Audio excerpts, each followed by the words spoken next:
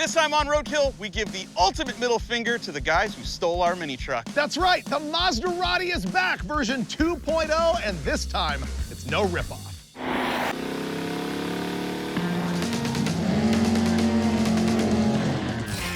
To answer one of the most common questions I get from fans, no, the Maserati never came back after being stolen. So we're gonna right that wrong with a new Mazda and a Hot Rod Garage project car in the Super Street garage. I know, this is perfect, right?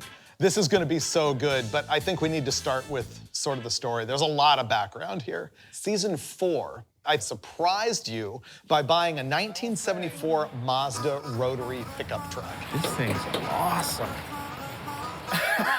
This is the greatest truck ever, Isn't it? And I'll never forget the seller who told us he got thrown out of the drag strip because it wheelied and ran 10s.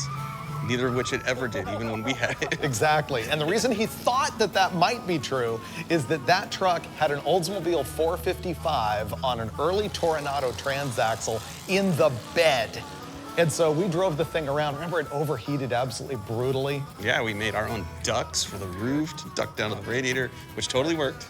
It did. It stopped overheating. Yeah. We auto-crossed it. Come on, baby. We drove it to the drag strip at Chandler, Arizona. We put a 180 shot of nitrous in it. Even with the 180 shot, it wouldn't go 10s. It went 1120. Yeah. At kind of a big mile an hour. I think it ran like 120 something. Yeah, and it leaked out of every orifice on that pass. The transaxle, the engine, everything.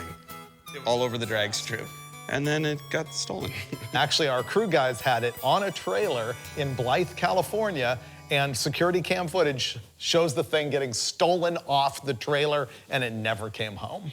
No.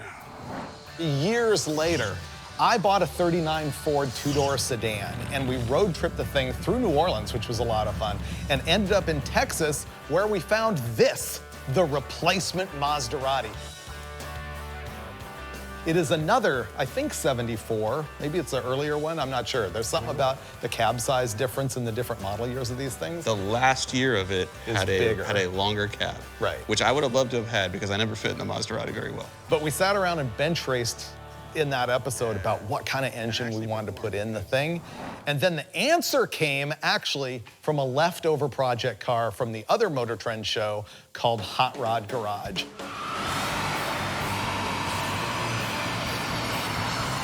Now, this vehicle's actually kind of genius. It's a 2006 Impala SS, and those things are factory with a 5.3-liter V8 that is sort of based on an LS motor. They've got some differences, like, you know, there's no starter motor on it, the bell housing bolt pattern is different, stuff like that. It's mounted sideways in the front of the car. All of that. It's very weird. But what it means is that you can get another one of those complete engine and transaxle packages and throw it in the trunk, which is what Tony and Lucky did on a couple of episodes of Hot Rod Garage. And the whole goal was to make the thing run in the 9s. But like the Maserati not running in the 10s, they never got it into the 9s. It went 10-16, and it was so sketchy that not even Tony Angelo would drive it down the track again. The build is amazing. I'm thrilled about it. It's clever. He was not thrilled about driving it down a drag strip, and I totally understand. So why not do our own version of that and get equally scared? The reason we're able to part out the Hot Rod Garage car, which honestly kind of hurts us, is that I heard that Motor Trend was going to scrap it. And we're like, we can't let that happen. So we figure that the Impala is the perfect donor to put an LS engine on a transaxle in the bed of this Maserati, just like the original. I think the first thing that we're gonna do is get the Impala and actually hack the engine and transaxle out of the back of it. I can't cut that car. I'd feel bad. We can make Lucky watch. I'm gonna cut the roof off. It'll help. Ready? Really? Yep.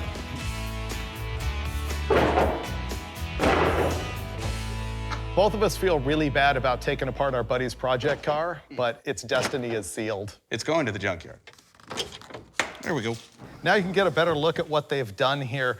I think the engine that's in the front is from a GXP. This one's actually from another Impala. This is the original engine those guys installed. The front one's been blown up, I think, 3 times. So, hacking. That Nice. usually works.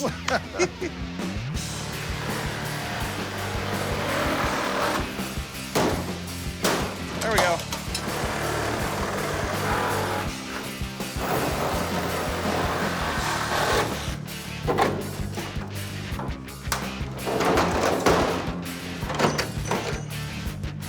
There we go.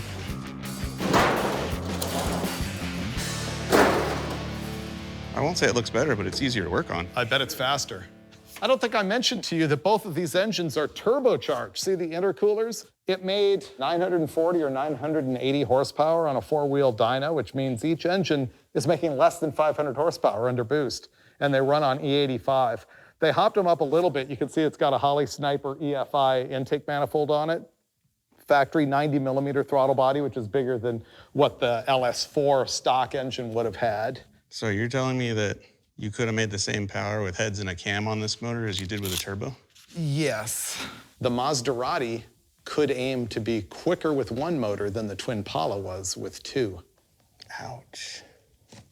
I didn't say that. That would mean it would run 9s, because this ran 10/16. The great thing about this is if it blows up, it's not our fault. Right. This was used when we got it. Yeah, we can explain that. Could already be broken, Yeah. who knows? Yeah, but you know what? Hot Rod Garage never blows up LS engines, so. All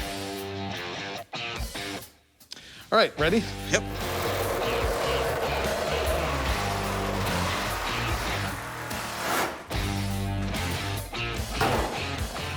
Slaughtering all this actually gave us crystal clear vision on what to do. We decided that we were gonna cut this thing right ahead of this main hoop of the roll bar and cut through the rocker panels and then pull the bed off the Mazda and figure out how to attach this whole thing to the back of the truck. And we may change our minds later, but I think we're like trying to cut the least to begin with and save the most. I love this plan. Yeah, I think it's pretty good.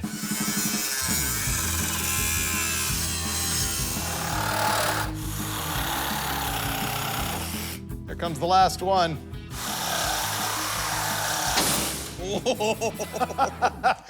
You just bisected an Impala, bro. Uh-huh. Last time we tried to break a car in half, we used a lift, and it was really violent and unsafe. I hear stuff. I hear creaking.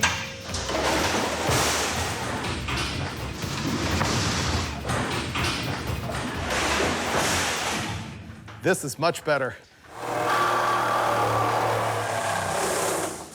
Oh, it's starting to go now. Oh, wait. The air inlet tube is holding it together.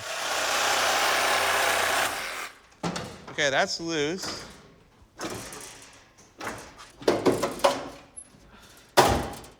Oh, those tubes. Is that a brake line or a fuel line? Brake. Hey, look at it roll.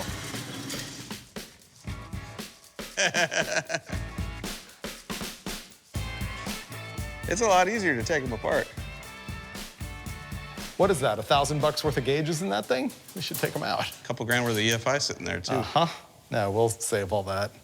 This is great because, like, the ECU plugs in. It's a few wires. The fuel system's still sitting there. Yeah. Like, wow. HRG did all the work for us. Thanks, HRG.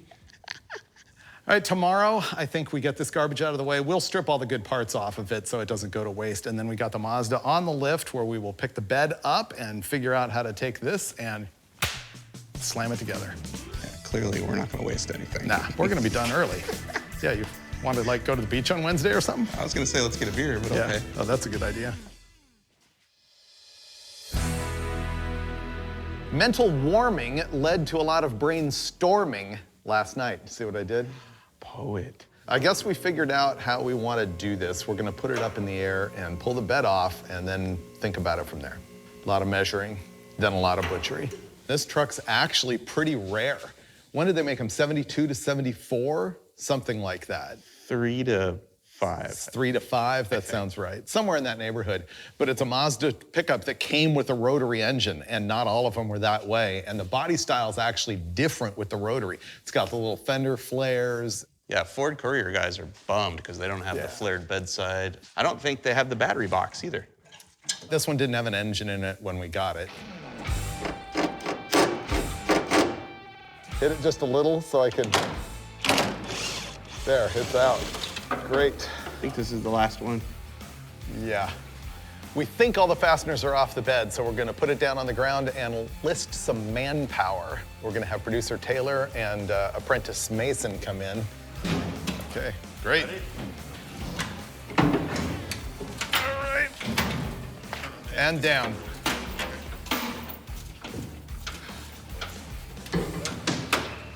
Wow, this is crusty. Now the fun part. We have the bed off, obviously, and we're going to roll the back half of the Twin Pala next to our not really rotary powered truck anymore and eyeball, how do we make this fit that? We rolled this over just to sort of eyeball everything. I've got it lined up on the center line of the axle. It looks like it fits perfectly. We're gonna measure a bunch.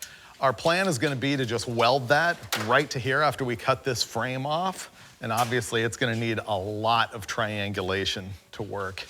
This is basically outside of the tube. The outside of the tube is 56. Yeah. And outside of this frame is like 44. Yeah.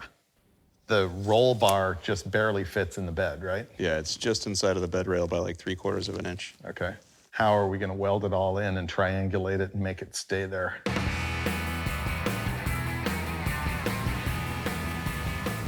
We just spent a very depressing hour of conversation and convoluting and convolating and conversating. And we're not gonna be able to attach the back half of the Twin Pala to the back half of the Maserati. How come? Gravity. There's no way to attach it and triangulate it and make this thing actually good. So what we're gonna end up doing is parting that whole thing out and installing the engine and transaxle on the factory cradle in this frame, which means we're gonna have to redo everything. We can reuse everything, but we'll be remounting everything. We really thought we were just gonna be able to roll this up to the back of the truck, cut, weld, let's do burnouts. It looked promising, but instead, I think we're about to embark on the biggest fabrication project you've ever seen on Roadkill. I'm standing here cutting out everything that doesn't need to be here. So I'm gonna remove this cross member, I'm gonna leave that one so that the frame hangs together a little bit. These brackets are gonna be in our way. Obviously the gas tank's gotta go out. I'm doing the dirty work. He's doing the unbolting organizational work.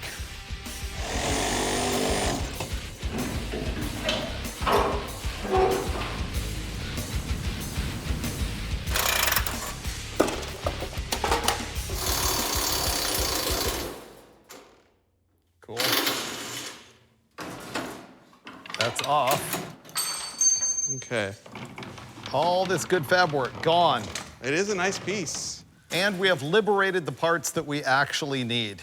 This is an LS4, it's a 5.3 aluminum head engine, and those guys left the stock cam in it, sniper intake, 90mm throttle body, headers and stuff. The transmission is actually transaxle and brand new gear star unit, but now we have to figure out how to get all of this under the Mazda. We're revolutionaries. Beat it.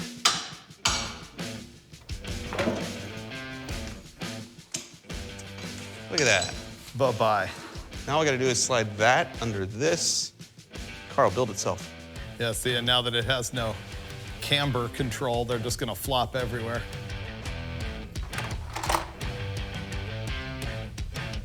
All right. Ready? Yes, let's go. It's working. Oh, this is exciting. How's that? Let's lower it down. It's probably fine where it is. Just tack it.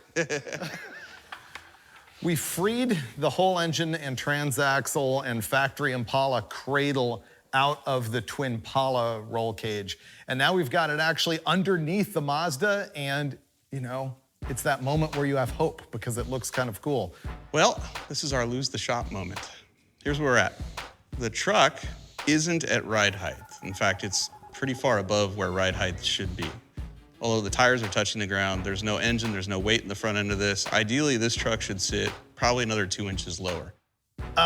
We're at a you can't get there from here moment. The front mount for the cradle needs to move up so much that we basically have to cut the entire frame off, which puts us right back to the point that we were at when we were considering put the entire back half of the Twin Pala up against the back of the truck, which we can't do because we can't build a roll cage and triangulate the suspension because of a bunch of rust and the frame's too narrow. You can't get in and out of the cab. So for all of those reasons, this might not happen. Oh, no, I just fixed it. Hey, Mike just fixed it. Let's just cut the mounts off and make new ones. And on the aluminum cradle? Yeah, these don't have to be where they're at. Now we're talking about modifying the aluminum cradle. Stay tuned. It's a new day, which means we have new opportunities for solutions to our problems. The truck is a mini truck. The drivetrain came out of a mid-sized car. Essentially, we couldn't get a ride height that we wanted for this truck because our cradle was already sitting against the frame without the front wheels touching the ground really, without weight in it, without the thing loaded, without it even lowered. It was not gonna work. So while we stared at this, we had two options. It was either cut the cast aluminum mounts off the cradle, relocate them, weld them back together. Not exciting because it's cast aluminum, that's tricky to weld. Or we treat the mini truck like a mini truck and we step notch the frame. So what we're gonna do is we're gonna weld a piece of box tubing on top of the original frame, 360 degrees. Then we're gonna cut out this section of frame under it, plate it, box it. That gives us room to move this all the way up here, about 4.5 inches, which will level our cradle. Now, is it ideal? No. These wheels stick outside the bedsides anyway, so we really can't lower the truck too much right now. So for us, this is an excellent solution to the problem, and it allows us to move forward, because once this is mounted, then we can mount the back of the cradle, then we can start figuring out how to make it run again, and hopefully do burnouts. Step one. Take this, transfer it to metal, cut the metal, put the metal here, weld it together.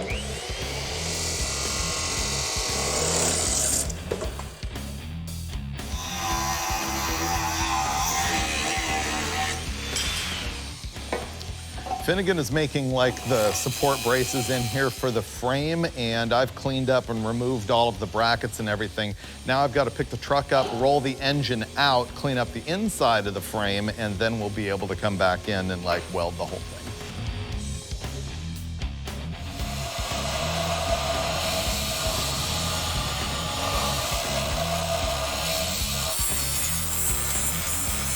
Okay, these are our frame gussets. We are about to MIG weld these to the top of the original frame section, and once this is fully welded and capped, we'll go back underneath and cut out all the material we need to remove so that we can then mount our cradle level.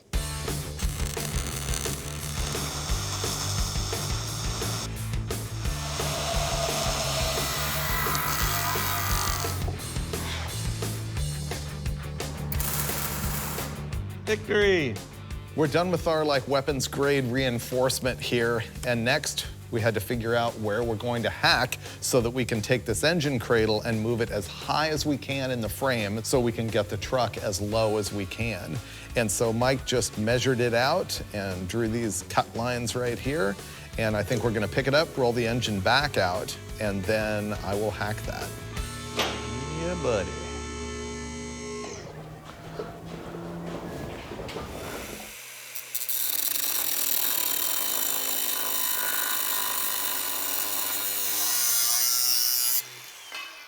Oh, this is a big moment right here. We have notched our frame, and before we box it all in and reinforce it, we're gonna roll the whole setup underneath it, lower the truck down to what I think is ride height, and get our first good look at how this is gonna fit in here.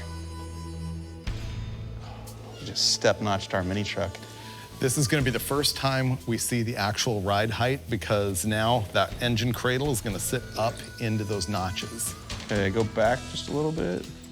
Oop. So this needs to go down. Okay, I'm gonna go down. Yep. Ready? It's about there. All right, now I can lower the truck more. Yep. Yes, that's what we need. Much happier. Yep. We got it much lower in the back with that notch. This is actually starting to be something. This is exciting. Yeah. This worked. It's way better. Man. Like, make sure we have the wheels centered on the chassis where it's supposed to be. Yep. We could just draw a line here, weld the tube in, and then bolt it. Right now, I think we could measure from some reference point on the frame back to the center of the bolt hole and make sure it's the same on both sides. Yeah.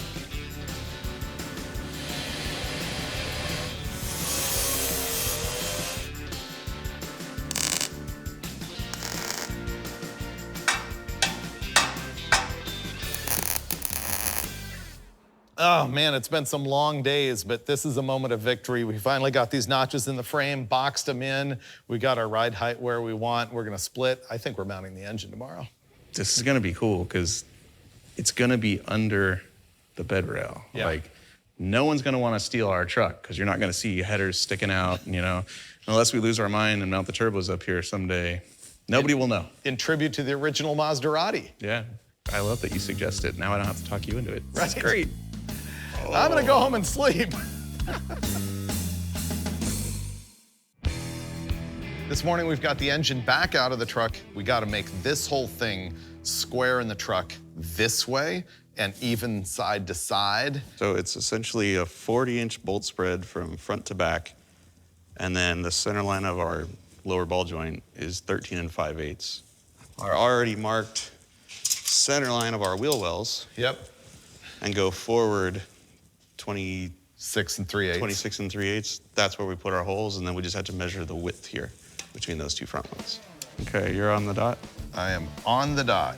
So that's 42 5/8. It's close, it's within an 8. Okay. That's good enough for who it's for. All right. Yeah. You know there's no chance this is gonna be perfectly square, right? They'll never know. Are you gonna get a ruler out on your TV? No, you're not. No, it's gonna be great. That's right. So we know about where our cradle needs to go. We even have marked the holes in our frame. Now this is box tubing, and if I put a hole in here and I put a nut through here and a bolt and I just start cranking on it, it's actually gonna crush this. So what we're gonna do is drill an even bigger hole than we need for our bolt, slide this tubing through it, have some of the tubing stick out on each end, and then we're gonna weld it precision around there. So now when we tighten our bolt that's going through this tube, it's trying to crush this tube, not this tube. And this tube, that's not getting crushed. It's gonna be sturdy. You know why? Because we care at Roadkill.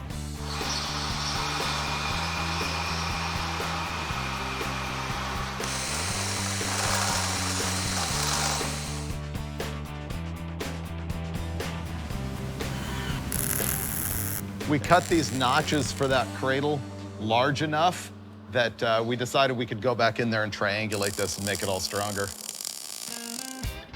Okay, we are close. We can now put our bolts in to guide us. Okay, now you can jack it up. There you go, keep going. Oh yeah, plenty of all thread. Okay, we're there. We can do nuts and washers on this side. We're attaching this with all thread right now, just sort of temporarily. And we've got grade 8 bolts on order. Yeah, now we can go down and then figure out where we want to make the rear cross member. Pallet jack gone for the last time. Great. All right, I'm gonna go cut up the twin Pala cage and bring it in here and see if it's actually gonna work. If it does, it's gonna save us a ton of time. Yeah. Sawzall. This is the structure out of the back of the twin Pala. Here's my thought process. If we can take advantage of the fabrication that they've already done, then it establishes the pickup points here for that engine cradle, and also, maybe more importantly, where the struts attach. Now, if they had the struts attached in the wrong place and that's why they had really bad handling problems, then we will also have really bad handling problems. But don't tell Finnegan that right now. Ready? Dude, if this works, this is gonna be so cool. It's gonna save a lot of time. Whoa. Oh, dude. It's gonna work. We have to shorten this bar, which we can then weld to this angle right there, and then it's gonna attach. Well, the only problem with that is this is real close to the angle it needs to be at. Well, even if this down bar doesn't work, all of that works. Yeah, this gives us whatever, you know, crazy alignment they had in the back of their car, Right. which either works or doesn't. So I say we slowly trim this until that matches. I'm all about doing things slowly. What we're gonna attempt to do is land these original bars on the top of our frame and weld it up. In the back right now, we've got a little bit of angle going on to the mount, so we need to set that down, and that'll happen if this bar moves down. So I'm gonna try and trim it right here on both sides.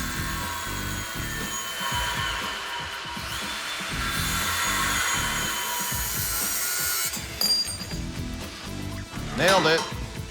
Nice. Wow. I got a huge gap on this side. The whole cradle can roll forward. Okay, so just the inside of this needs to be trimmed. We did it. This is a huge time save. We made this back of the twin Impala work. So Mike's gonna zap it on, and then we can bolt struts on. We can bolt struts in now. I got a nut on mine, we just gotta tighten it, and we need a nut in your donut on yours. Yeah. More. And down slow. Down slow. Yep. Okay. The weight of the vehicle is now on the struts if you keep going. Yep. Woo.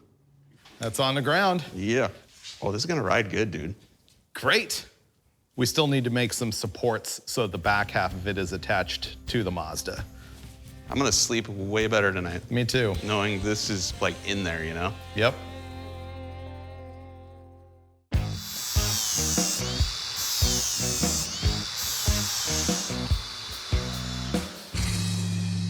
I don't know what day it is, but yesterday went really good. We got our drivetrain pretty well locked in place, except for some critical bracing. Right now, I'm gonna make tubes that'll be fish mouth on both ends to connect this factory cross member down to the one that the guys at Hot Rod Garage made. We're gonna use a technique called fish mouthing, which is cutting and contouring the tubing so that when it meets another piece of round tubing, it fits like this. The easiest way to make that opening is with a hole saw that's the same size as the tube diameter. I don't have that, so we can't use that. But what I can do is I can set my tubing up, I can look at it right there, and I can use the tube to mark this other tube like that. Once I've marked it like that, then all I gotta do, grind the contour. And once you've ground the contour, which is what I did here, these two things fit together like butter.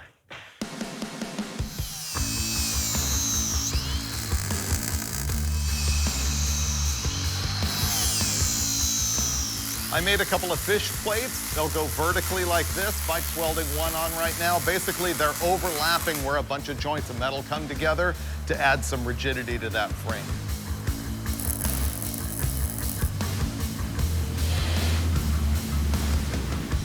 The Impala has a factory motor mount that goes right here and attaches to the firewall or something like that. And Hot Rod Garage had made one, but it was too short for our application. So I took theirs, cut it in half, and then we got a sleeve, a piece of tubing that fits fairly nicely over their unit right there, and we're gonna use that to extend this piece. When you do that, it's a good idea to drill holes in it like that so that you can do what's called rosette welds in there. And you'll notice that I put one end here, and then the other end is 90 degrees out. I don't know why, it just seems like the strong thing to do. So I will slide that over there, slide this over that, land that right there on the frame. That's ready to tack. There we go. I'm pretty much burnt out on cutting, grinding, welding, anything that involves throwing sparks at my furry body. I don't know why I haven't caught fire or spontaneously combusted. That's how much work we've done to fortify the chassis of our mini truck to accept the drivetrain of the Twin Impala. It is gusseted, front to back, side to side. It's fixed, man. It ain't falling apart. All right, let's get all this in there. I don't know why after 10 hours it feels like I did way more than I can cross off from this list. And maybe it's because somebody else already crossed some of the things off. I'm gonna cross them again. Yay us. I'll go outside and fart.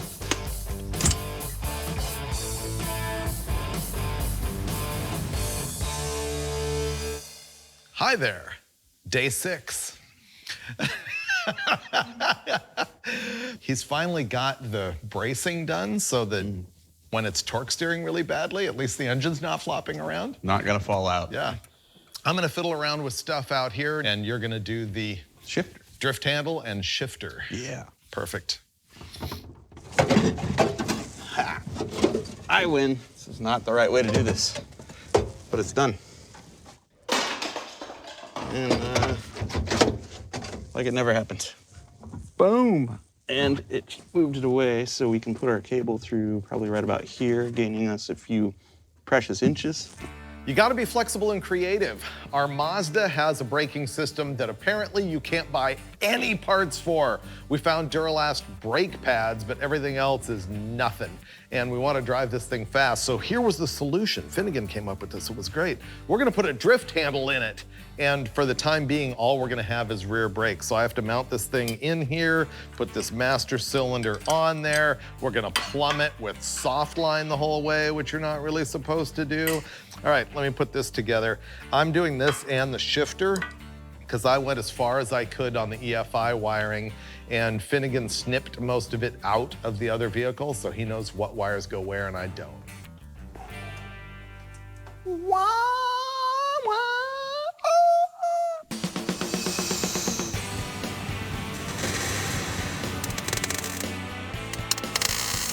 We have a shifter. Done. Yay.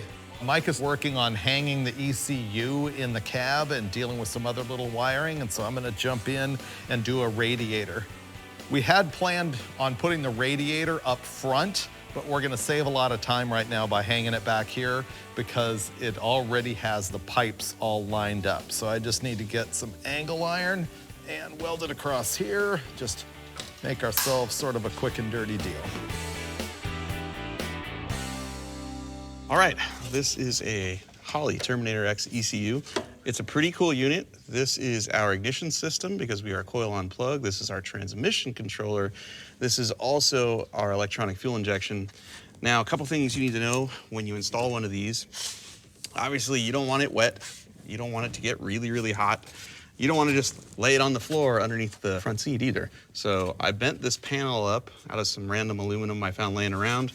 And we're gonna bolt it right here to the rear cab wall. It will fit behind the seat. The wires will route nicely right up there. Here's J1A. One goes here. This is power and ground, which goes directly to the battery. Not the starter, not the alternator, nowhere else, directly to the battery.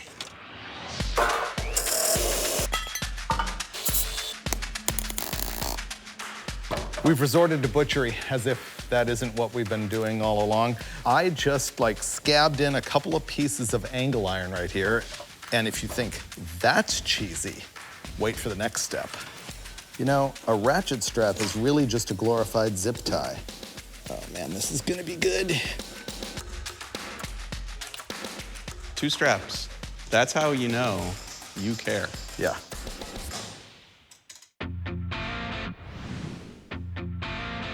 Day 7, and if you thought my radiator installation was butchery, wait till you see what happens today as we take a flamethrower to even our standards.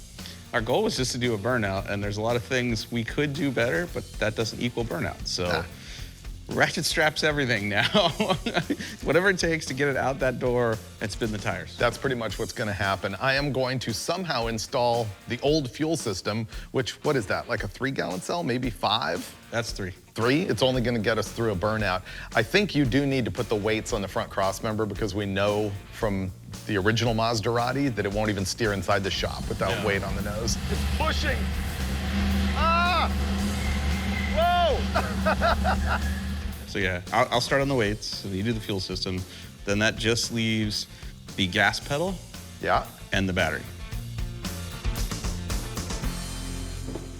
This is the key to having steering in your rear-engined mini truck. What I'm gonna do is take the bar that these would go on normally, sink it through the front crossmember where normally there'd be a motor, weld it in place and stack, I don't know, 3 or 4 of these, and cross my fingers, that's the exact right amount of weight to allow us to steer and stop. Someday we'll have front brakes, not today.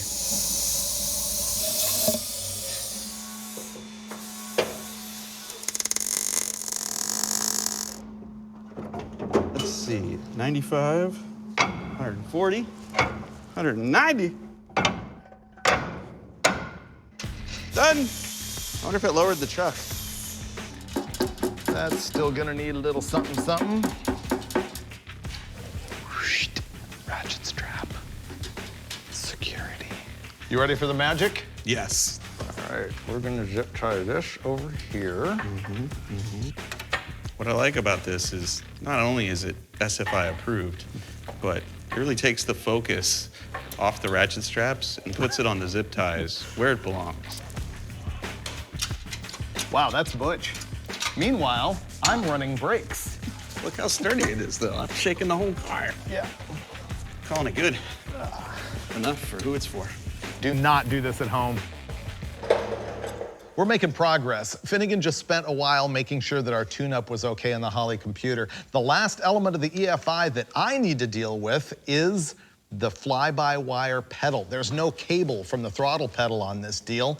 It actually just is controlled from the ECU, and back there, the throttle will open and close based on this. It's interesting that they've got this doubled up from the Twin Pala when they had 2 engines in it, so it was actually reading 2 different sensors to open 2 different throttles.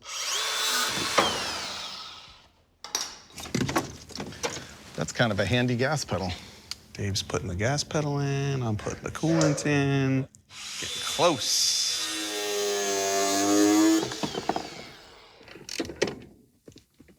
Okay, that's probably really uncomfortable, but it's in. Bolted it to the stock location. All right, season 13, we finally learned that vehicles need gasoline to run. Is this really gonna happen? I've never heard it run. We may have gone through all this trouble only to find out, you know, the motor's junk or the trans isn't shipped. Hey. Which would be really funny. Who are you accusing of what? We're gonna try and fire it up. Yes. Okay, leave the ignition on for me. Ignition's still on.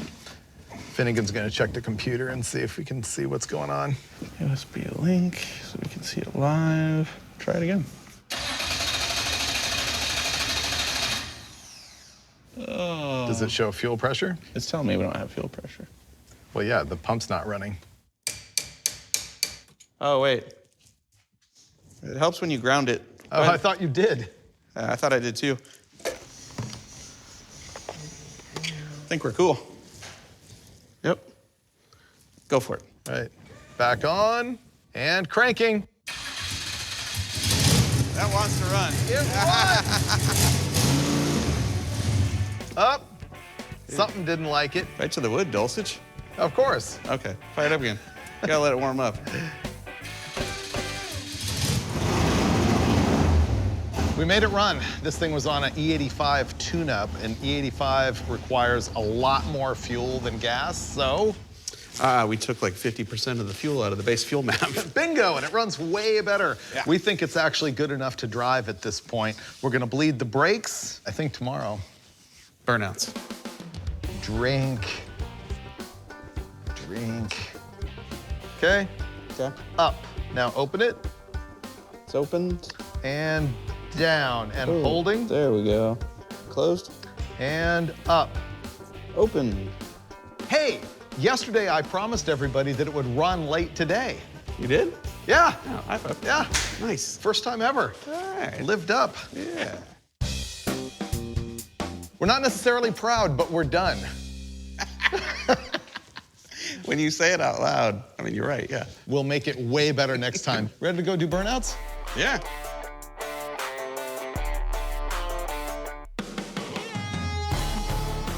All right, we're gonna do burnouts. No, we're gonna check the brakes first. Oh yeah, let's do that. All right, just roll a little.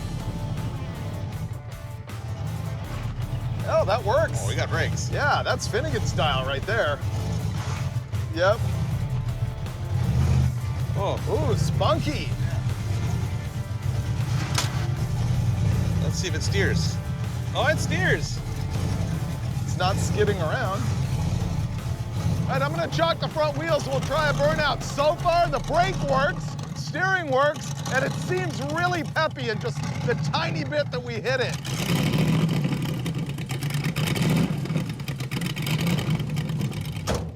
It's gonna push it. I think it just ran it over. Are you willing to do just to mash it and go? Yeah. Okay, I don't know if let's it'll do do that. anything, Wheel chocks didn't work. We're just gonna mash it.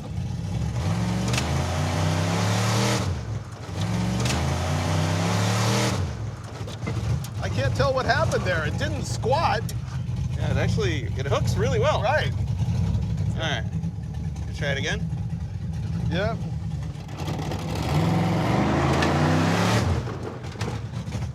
Yeah, it just hooked. It didn't want to do a burnout. If it would run right, it would be fast.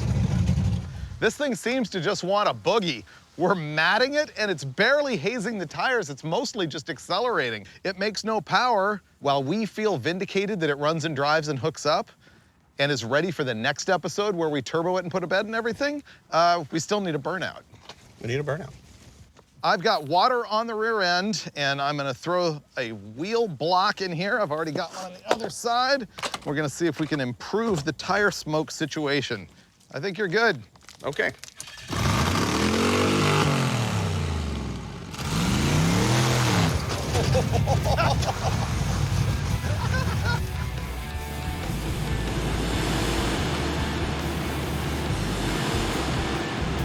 Well, that's a little tire smoke.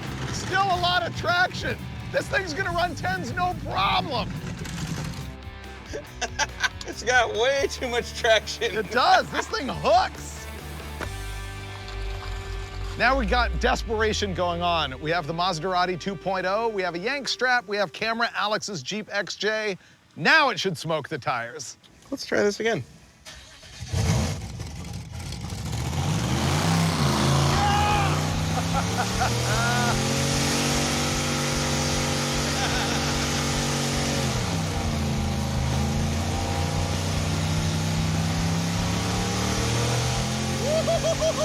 Yeah, we got tire smoke, baby.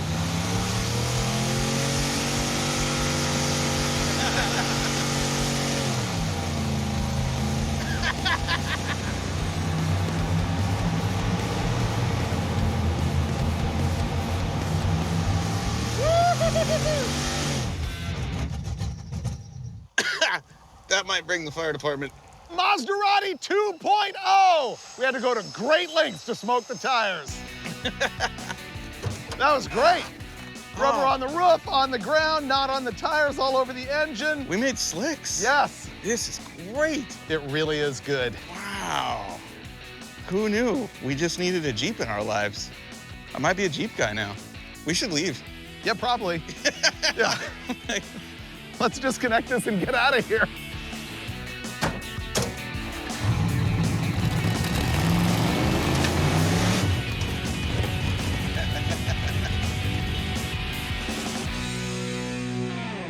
Roadkill by the numbers. 2 buddies, 426 Hemi, 4 speeds, and Dana 60. We're building it out of the junkyard. Hemi-Belvedere.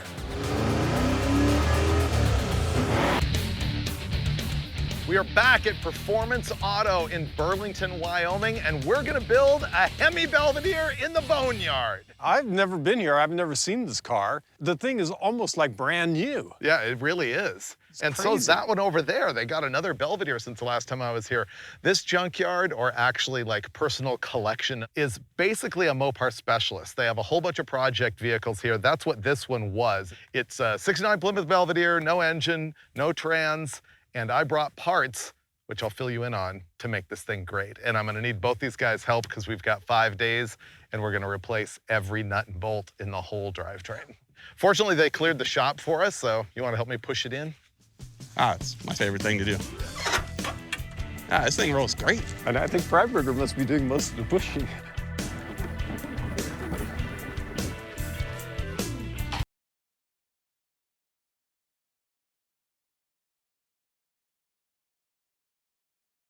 Key enablers, and he's been grinding me to get a 68 or 69 Roadrunner to match his Rec Runner. Thing is, they were like 20 grand and such. So when Finnegan and I were on a road trip in the General Mayhem and stopped here at Performance Auto in Wyoming, I found what I needed. We're buying this one.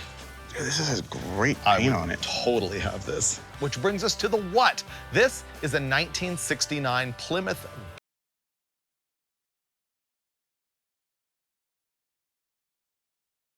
It was so much cheaper than a Roadrunner, but it's the same car. You may not be aware that a Roadrunner is essentially just a high-performance Belvedere. Plymouth back then took their cheapest, lowest end, lightest weight, bigger engines, bigger brakes, bigger torsion bars, sway bars, and some stickers and stripes and garbage, and called them a Roadrunner, and it was a huge, huge hit. The 1969 Roadrunner was the Motor Trend Car of the Year.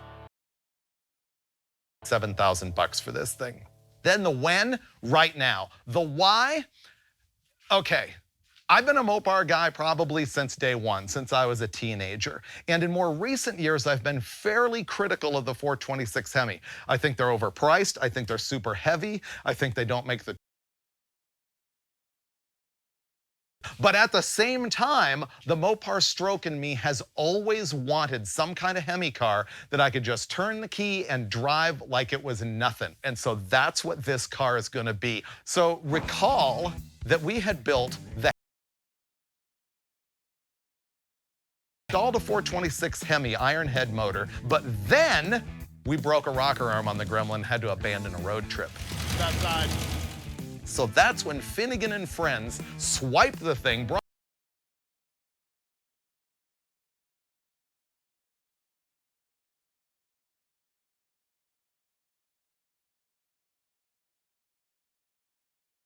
his place. He had Bostic Racing engines go through it. It makes 700 horsepower. It now lives in the Hemi Gremmy, which left me with the...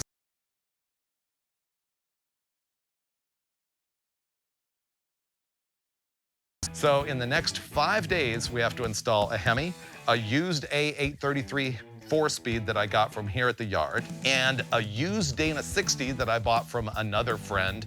I think I thought of every possible part that we could use, because right here, right now, we are an hour from any auto parts store. So I got to build it with all the parts that I thought of, and of course, probably some scraps from this Mopar junkyard. We've already made more progress today on this project than we made in the entire first day of that Mustang project in Washington. Oh yeah, that was horrible. We didn't get very far on day number one. This is great. Basically, the car needs engine, trans, drive shaft, rear end, rear suspension, cooling, everything that makes it go. Right. Yeah. So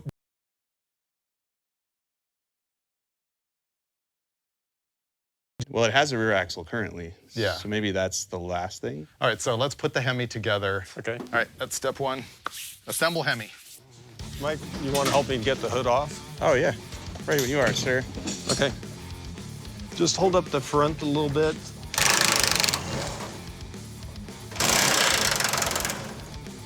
Oh, wow. We just handled that like nothing. It's pretty light, too. Yeah. Steve, can you tighten this around? There we go. Stop. That's it. Okay. Yep. Mint. Oh, that doesn't go to a main cap. What does that go to? There's a main cap right here. There's an angle bracket, but we're not using it. I'm changing the oil pan because I've learned my lesson so many times about like thrashing on dirt and corners without a road race pan. Okay. I think that's it, right? Okay. All right, I'm gonna need some pipe plugs. Bink. All right, oil pump next. There we go. One of the things I want to do is modify the steering column. Now, this is a column shift car, so it has these arms here, which come off the bottom of the column and activate the transmission shifter. And they're just in the way when we're going to put that big Hemi in there. So I'm going to cut those off.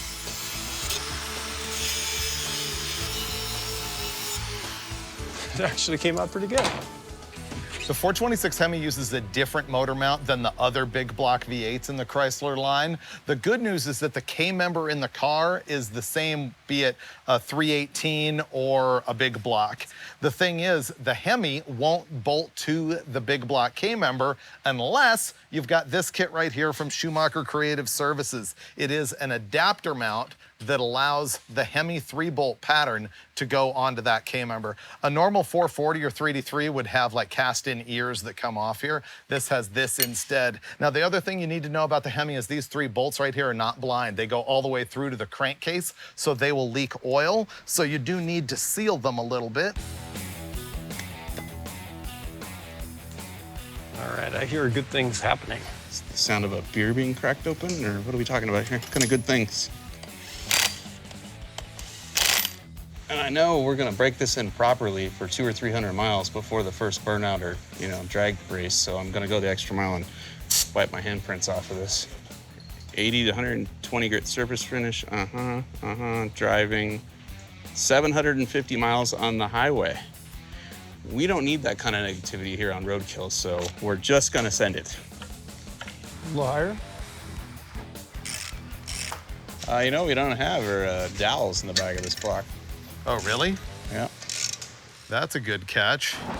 Finnegan had the astute observation that the dowel pins were missing from the back of the block, and those are critical for locating the bell housing. And he probably knew that because you probably took them out. That's my guess. Yeah? So there's supposed to be a stack of big blocks over here. We're gonna go find it. Here's 440s. Well, I found a couple big block Chryslers here that have the parts that we need, including distributor hold down and dowel pins on the bell housing surface. I have my feet down on terra firma. When it comes to taking out dowel pins, I don't live in illusion, you know. I'm not trying to send a rocket to Mars. I know that they're gonna be stuck. These are all big blocks. And they're firma. Now, if you had a small block, they go all the way through and you can hammer them. Oh, this is working, Steve. Oh, yeah. You're a genius.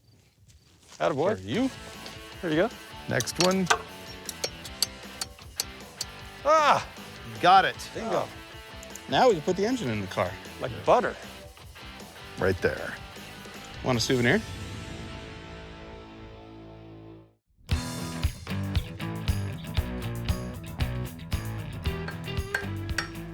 We have our new dowels in the block. We're gonna bolt the bell housing on with a couple bolts, and we're actually gonna test fit the transmission out here just to make sure everything's cool and that the splines will line up with the pilot bearing in there. And that way, hopefully we don't have to fight it as much once we get underneath the car. This little ear right here.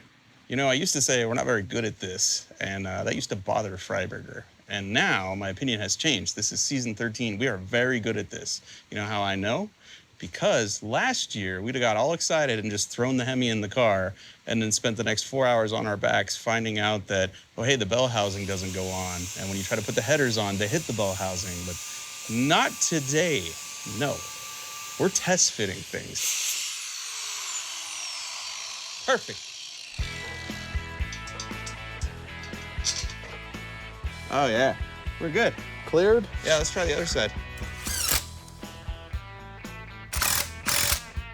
It clears it. Let's just slide the trans in and see if it goes. Okay. Yeah, I think we just need to turn it. Okay, it's not in the spline yet. I think it's trying to, but it's stuck on the disc. So what's going on here is that he's trying to mimic the struggle that we're gonna have underneath the car later by solving it now.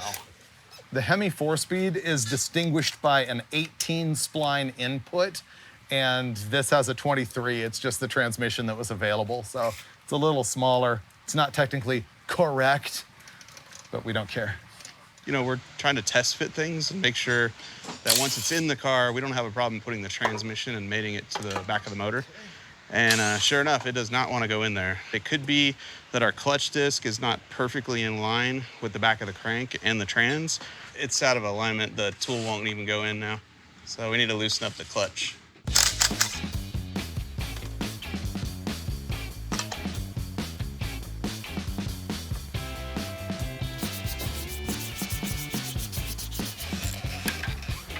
Nice. We just did this on Finnegan's Daytona, and we know that with this oil pan, it won't go in with the clutch and flywheel because it'll hit the firewall. So we should remove it after all that trouble we just went through. We spent so much effort getting the clutch perfectly aligned, and now it's got to come back off. Oh, that disc is slippery. This car is, at this moment, getting a Hemi for the very first time. It is. In a shop that's never had a Hemi in it before. Yes. That's what they said. Looking good. Let's get the headers in. Let's go halfway down first. Wow, that wants to go down really quickly. They're gonna have to kick Why don't you get this header in?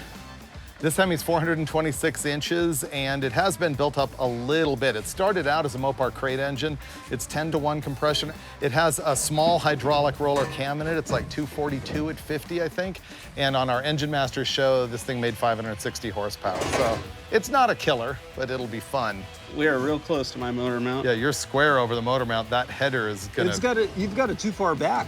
If you go down, then that helps my situation. All right, here comes down, very carefully. So this isn't perfectly aligned because the screwdriver will go through it, but this bolt won't.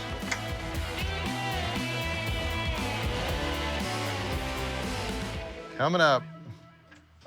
Is that engine tilting? Yeah, Or am I crushing the oil pan? it's tilting. It's tilting. Let's go slow. Oof. Yikes. Now's when we find out how rusty this is underneath.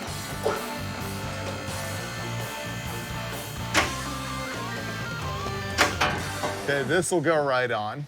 Let's bolt it in. Okay, go. Before we put this header in, let's put the flywheel and the clutch in. This is disturbingly easy. I feel like something's about to go wrong. Don't talk David, about it. why would you say that? Now we're going to install the clutch again after we test fit it outside of the car. This is a McLeod Street Extreme setup. I like it because it's got the ceramic pucks on both sides of the discs. And Steve and I have figured out that these withstand our abuse right out of the box better than like the typical friction material. Okay. Good? I think so.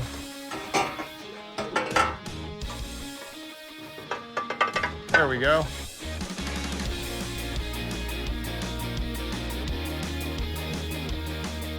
We're actually about to try and put the transmission in. We've been making incredible progress. The B-body actually uses a different cross member for a 4-speed than it does for a 3-speed or an automatic. So I had to order that on eBay. They didn't have one here at the yard. Maybe a little on the tip, you know, just. This thing's actually really rust-free. It's undercoated, which is a bummer to me, but it's not bad. All right, go ahead. Yeah, Okay. tail up. It should go in. I don't know how we're looking left to right, but this thing should go in. The back of the trans has to come up a little bit. There we go. Oh, Nice. yeah. Nailed it. Is it all the way in? It's real close. We just need to put bolts in it.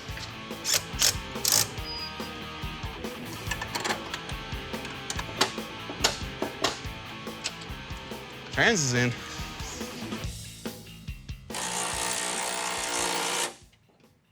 It's installed but not tightened. We still have a lot to do. But I'm concerned about the piece of wood that we put between the Hemi and a firewall. I hope it's not caving in my firewall right now. Look, a Hemi and a Belvedere. I know. That's pretty sweet. Right on in there. And I'm just gonna take the chain off right now because I don't think we're gonna need it. No. I'm gonna go out on a limb here and say this was the most successful first day in the history of any roadkill shoot. it was pretty incredible. Like, wow. Yeah, Yeah, it was it's good. pretty It's amazing. in the car. Yeah. Day 2, we cranked it yesterday. Yeah, we got so much done. Oh my God. So, Steve, what's your plan for today? Well, I mean, I think we have a whole bunch of stuff to do here at the back of the car. Well, I think you guys are gonna mess with that, and I'm gonna go to the front and finish up bolting the headers in, bolting the trans in.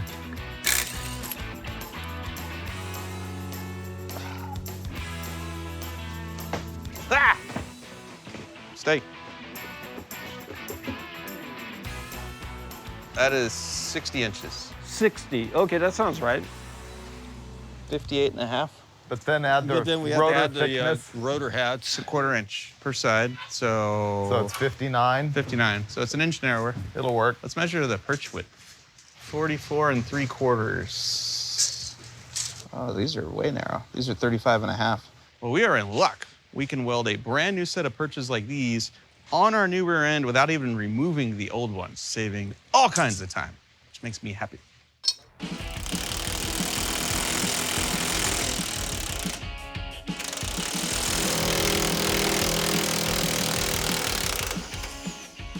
Oh, wow, that was a good one. Okay. It's frightening. All right, I'm just wrapping up the headers here. These are a 2 1/8 inch header. That's the primary size from TTI Exhaust. I got the chrome ones because they're cheaper than the ceramic coated ones, and they fit really well. However, you cannot fit a bigger torsion bar in this car without denting the header. Aside from that, mint.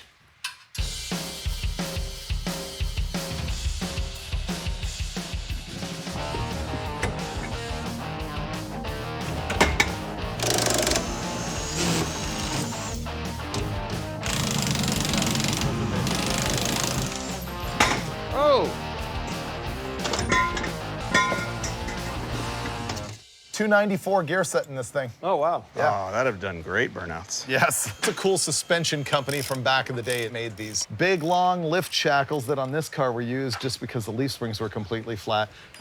But the added bonus of these is someone put them on upside down. This is supposed to go down so that you can pick your ride height with 3 different spring positions.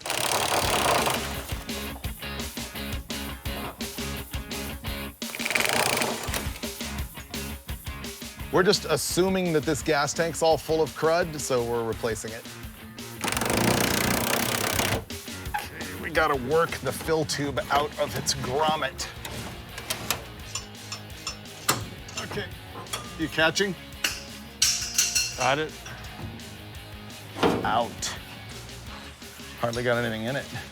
Look at this, new leaf springs. We are replacing a worn out set that were virtually flat with the weight of the car sitting on them. These are aftermarket springs. These are from Mopar Performance. These are specifically for a car that has a Hemi in it. The passenger side of the car has 1 more leaf than the driver's side. Here's a little problem that's going to delay putting in the rear end.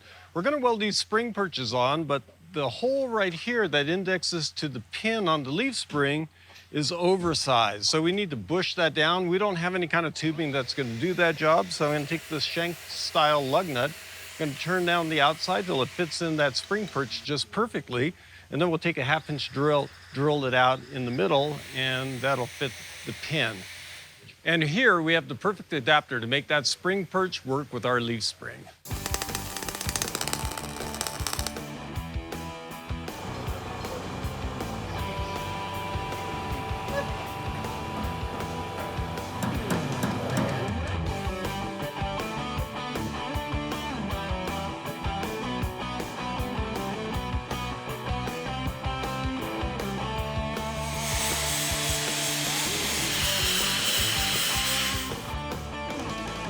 What we're doing right now is we're going to loosely bolt the rear end on. The spring perches are in place. And then once the U-bolts are in, we can just jack it up and the whole assembly will come up. We can mount the rear spring hangers. The question is, this is a race. Will I get my side done before Freiburger? No. That's the spot. All right, tell me when to stop. It's pointed down a little bit. All right, now that we have it sort of mocked up in there and the axle is centered side to side, we're gonna put the wheels and tires on and put weight on the car so that we can then determine the pinion angle before we weld in the leaf spring perches.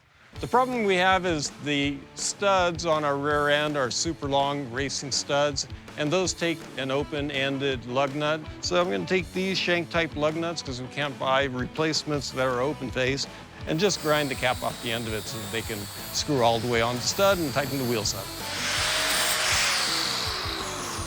So, okay, that's all done.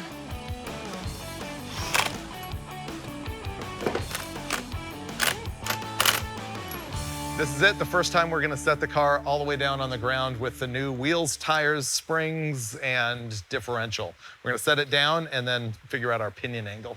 Ooh, this is gonna be good. Wow. Not bad. That is tucking a lot of tire. Yeah. So this is a 15x8 with a 275/60/15 on the back. And the back spacing and stuff is weird because this rear end ends up being a little narrower than stock. We're actually gonna wanna space the wheels out. There's too much space here, but it looks like it doesn't sit too bad. No, and the front will come down when you put the right size tire on it. Today we had some slowdowns and it wasn't quite as much of a win as yesterday, but we do have the entire drivetrain in the car. Hemi, 4-speed and Dana 60. So we're gonna call it for the night. We'll be back tomorrow and this thing will be even more victorious. I do love it though. It's great. It's just getting better and better. Yep, thank you guys for all the labor.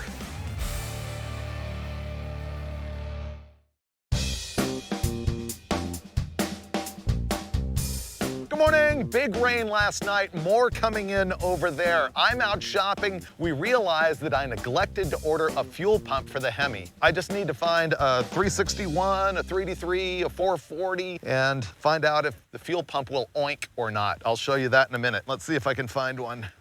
This is my unit right here. Here we go. And there's the pump. Remember I mentioned to you that I'm gonna find out if it oinks? You gotta know if the diaphragm inside the thing is wasted or not. And if you move the lever and it sort of makes an oinking sound, then you're usually pretty good. That one is locked up solid. That's junk, okay? All right, well this one, oink. Nah, this is gonna be frozen solid also. Yep, that's junk. Aha, found another one. Ugh. These are all rusted solid. Ugh. All right, I'm gonna try one more and then I'm gonna call it. That one's also locked up. I'm giving up, it's freezing. We're gonna go back and see if I can find a way to get a fuel pump brand new here this afternoon. Whoa, 440s, you failed me. I'm gonna install the drive shaft. Even though the rear U-joint is wrong, we have the fuel pump on order. We also have a conversion U-joint on order. However, I can mock it up in there so that we can set the car down and start looking at that pinion angle that we didn't do yesterday. And then we will zap the leaf spring pads in place. The other thing we're gonna find out right now is if the drive shaft that we ordered blind is the right length and, ooh, yes. We scored. I am just going to put the caps on this and hold that in, even though, so you can see the cup size is too small for the yoke.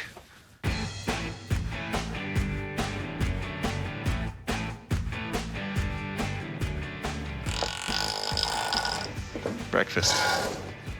Okay, one down. Oh, you're there, buddy. Done.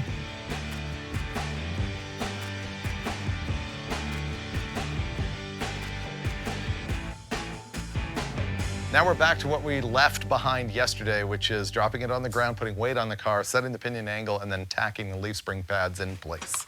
A little more forward. Try it. Okay, stop. I think that's rotating, right? Well, they're rotated all right. Yeah. Drive shaft 0. Yeah, I get 9 degrees on the yoke and I get 11 degrees on the web. Oh, that's ballpark where we want it, right? Probably. Okay, the drive shaft is 2. 2 down. Uh-huh. That's pretty much what they normally are, something like that. Yep. Dave and Steve got the pinion angle all dialed in on the rear end, which means I can now go under there and MIG weld just little tacks to hold the saddles to the axle tubes. If I throw one more tack on it, we could lift it up. With the wheels off, I might be able to weld the thing without taking the axle back out. The car is off the ground, in the air, the wheels are off, because I'm just gonna do all the welding here. We're not even gonna take the rear end out, because I think we're just all really excited to finish this thing and hear it roar to life.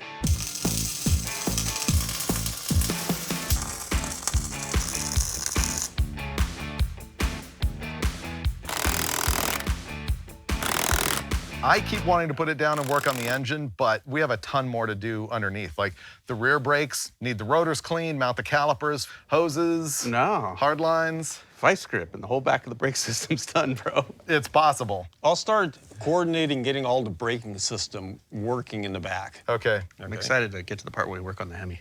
Yeah, we can make the Hemi run all we want and the car's still not drivable without all this stuff though.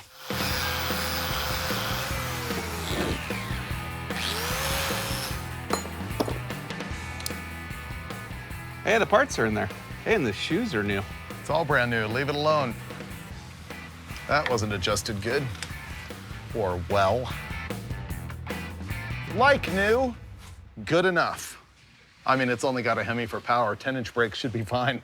The older Mopars came with left-handed lug nuts on the left-hand side of the car. The theory being, I guess, that the lug nuts wouldn't spin off with the rotation of the wheel. Jeeps did this too. I'm gonna change the drum on the driver's side to a drum from the passenger side so that I get regular lug nuts. Blech. I'll be changing to disc brakes soon enough on this thing. Our used Dana 60 rear end came with this really nice Wilwood brake assembly. The only problem is it didn't come with all the hardware, so we're gonna get that tomorrow. Meanwhile, I've got everything mocked up. I've got the rotor in place, and I'm gonna mock up the caliper. Mike welded some tabs on the rear end because we're running flexible hose back here off the caliper that allows it to be removed and put back on without having to disconnect the hydraulic system.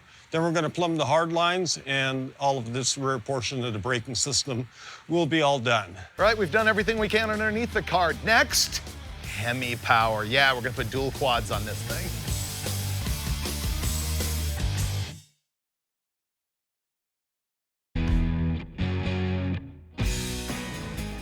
And then it hit again.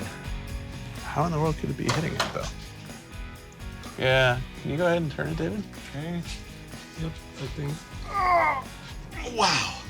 The head of the ring gear is this part of the flywheel, and it's hitting the body of the starter. For the last half hour, we've been staring at this car going, why doesn't the engine want to turn over very easily? And I look up and I see that the body of the starter is actually hitting the flywheel.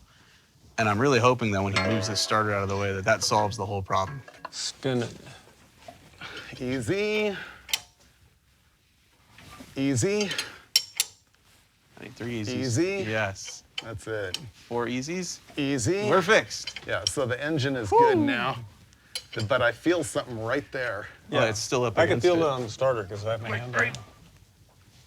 There. Yeah, it just machined the flywheel with the starter body. So we just need to put a little chamfer on it. And it should be good to go. I'll get a grinder. Woo! Starter's hitting the flywheel, that's no good. We need to shave the body of the starter down right where it's contacting the flywheel. We've got to take probably 3/16 of an inch worth of material off this thing so that it doesn't hit the flywheel anymore. So if you guys remember, this particular Hemi hasn't seen any action since the last time it was between the fenders of the Gremlin. And the reason is that we actually had a push rod, this one right here, pop out of the lifter, pop out of the rocker arm adjuster. If you've got any kind of adjustable valve train, you can glance at the adjuster nuts and look at where the set screw is in relation to the nut. And look at all of these, how they're virtually flush, and then boom. You go to this one and you can see that that adjuster is backed way off and you go, there's probably a problem here. And then you do this, oops. That's a disaster. That rocker arm, the cup of the adjuster was wasted, so was the body of the rocker. So we bought a new one and we need to install it, but first we need to install a new lash cap on top of the valve. You need to make sure the lash cap actually sits flat on top of the valve stem tip because sometimes it can get stuck on the keeper in there. I'm gonna find out what our depth is in our little keeper there using a cotter pin. And I'm gonna mark the cotter pin with a very fine tip Sharpie. I'm gonna place the cotter pin into the bottom side of the lash cap. And then I'm gonna sit there and compare my mark. And that'll tell me, will this sit flat on the tip of the valve or is this thing gonna bottom out on the keeper that's holding the retainer to the valve? Mike is adjusting the preload on that one lifter where we removed the rocker arm. This thing has a hydraulic roller camshaft in it, which is unusual for me. And so what he's gonna do is rotate the push rod as he's tightening the adjuster until he just feels it a little bit dragging, and then he'll give it probably half a turn and then lock her down. Done. We're working on the engine now, and we're gonna finally make it look like a Hemi. I'm gonna drop the dual quad setup on this thing. This manifold is just like a production dual plane, except the carburetor pads are spread apart so that you can have Hollies on here instead of the Carter carburetors. Okay, got this all cleaned up and ready to go. And plunk. Wow. That looked reckless, and yet it was as precise as could be. Of course, Steve. That was a precision plonk. Think this will clear the hood? This car came with a column shift manual transmission, and the floor shift car came with this auxiliary hump and a hole cut into the floor pan. So we've got to add that component. I've got the floor marked. It had already been hacked out pretty roughly, so I've got to cut it out for shifter clearance. Then we'll weld this in, and we'll have converted this thing to a proper floor shift car.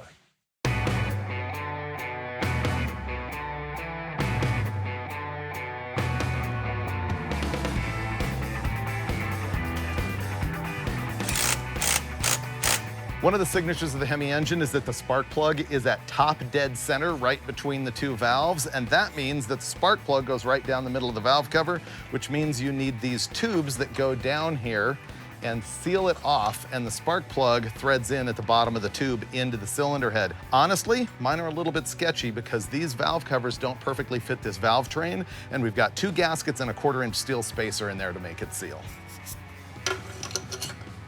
Goes right like pink that.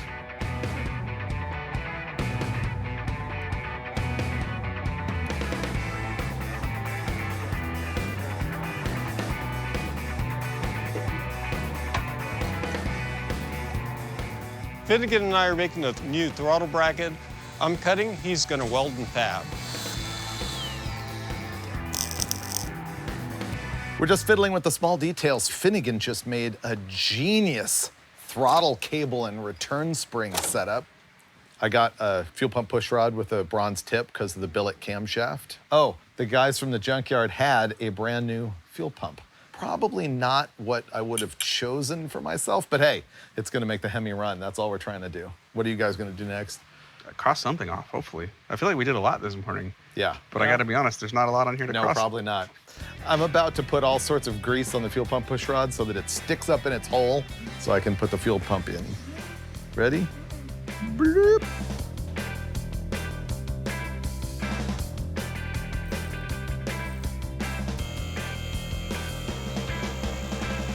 Well, right now Freiburger is finishing up the rear brake line, which caps off the entire brake system on the back half of the car. Dulcich is under the bottom of the car, hooking up a new Hurst shifter, and somehow I got sucked into the nightmare that is wiring the starter, which is behind the header, and I can't see anything.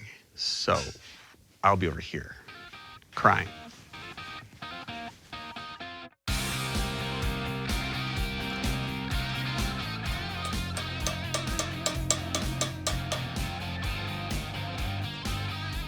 Can you adjust that one so it goes in there?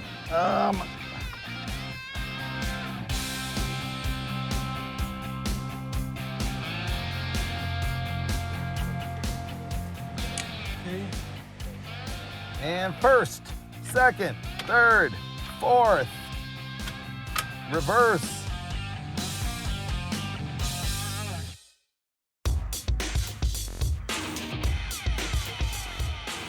Our rear end takes a 1350 U-joint, which is kind of a big one, and the drive shaft was made with 7290s, which were the heavy-duty U-joints for a Mopar.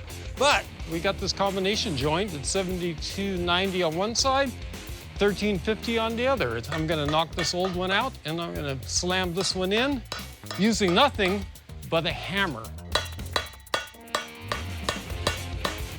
Well, that just about installed itself. Now I'm gonna go put it in the car.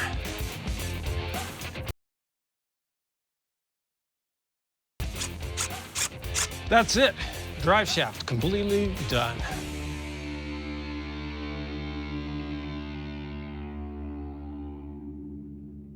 I think at some point in this car's life, it got in a fight with something much stronger than it was, and well, it bent the core support in a fashion that doesn't allow us to install a radiator. So I'm just gonna beat it into submission here, or I'm gonna swing and hit my thumb.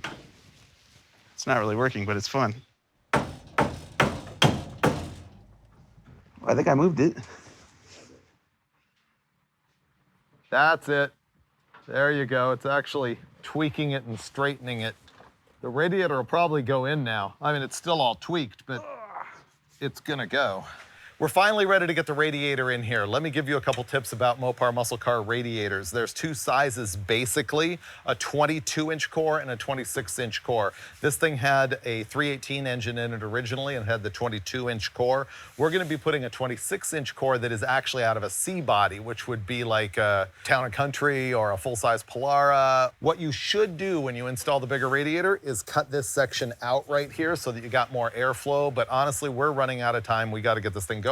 So we're gonna drop the radiator in. Mike just drilled a hole and we're gonna bolt it in and it's gonna work even with the 22-inch opening. This is yet another come back and make it right later kind of moment.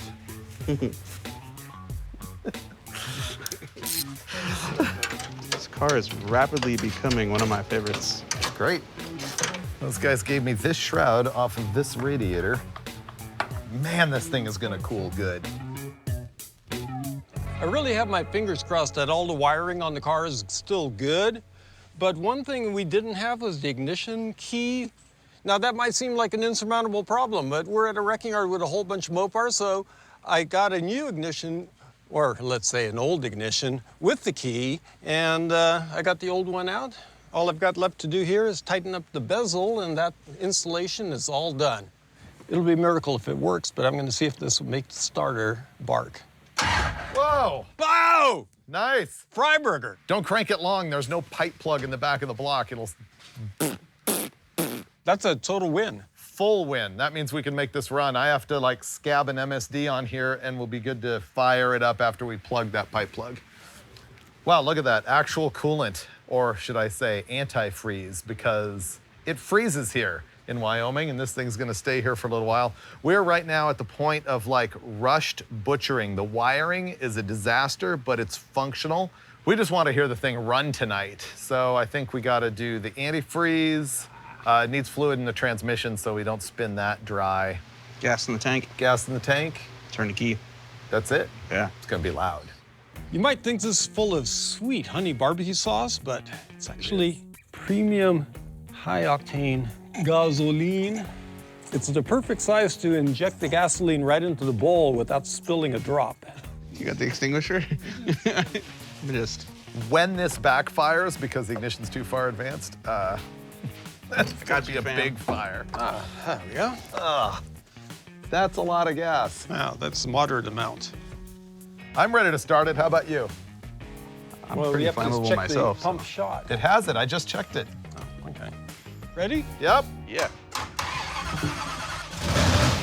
Oh! First try! Dude! Yes!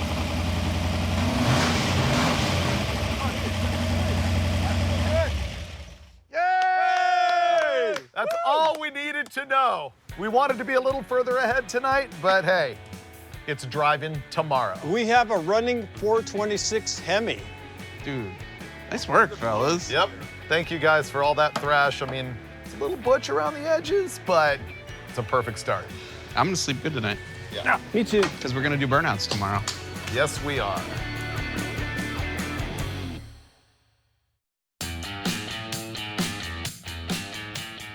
This feels like our final major step. We have to make the clutch linkage work. Obviously, we already have the throwout bearing in there, but we need the clutch fork, we need the push rod, we need the Z-bar, we need the rod from the pedal to the Z-bar. It's gonna take a little fiddling. What I think is going to be the last step here is putting in the Z-bar, which goes from the bell housing to the frame and activates all the clutch operation. What do you think, Mike? I feel like your plan of using worn out parts to pivot on Yes. is the way to go, because the new ones don't fit. They're too tight. Yeah. Yeah. Wrestle this thing up in there. There you go. Oh, smooth. Yeah. Like butter.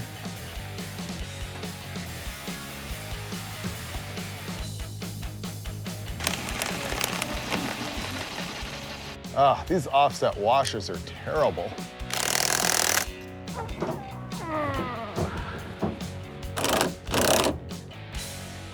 Shocks are on. Battery's mounted. This will be pretty sweet if this fits. I know. I do not have high hopes, but I do hope.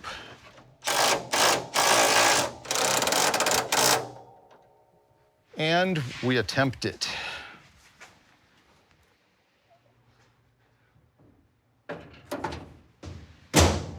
All right. We're going to actually try and drive it. Who gets to drive? Well, who do you think? Hemi. I'm totally content to watch it zoom by, I gotta Me be too. honest. I'm now Hemi Dave. I am ready. Let's go.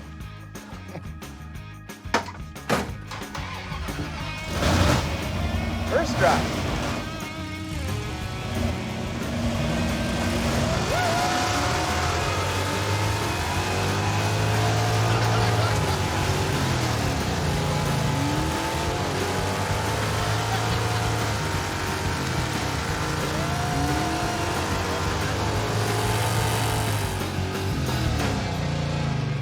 Well, we did it!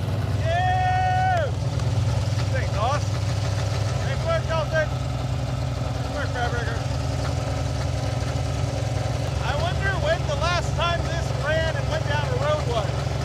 Some grandma bought this thing new and putted it around with a 318 and a 3-speed on the tree, and now it's a hot rod.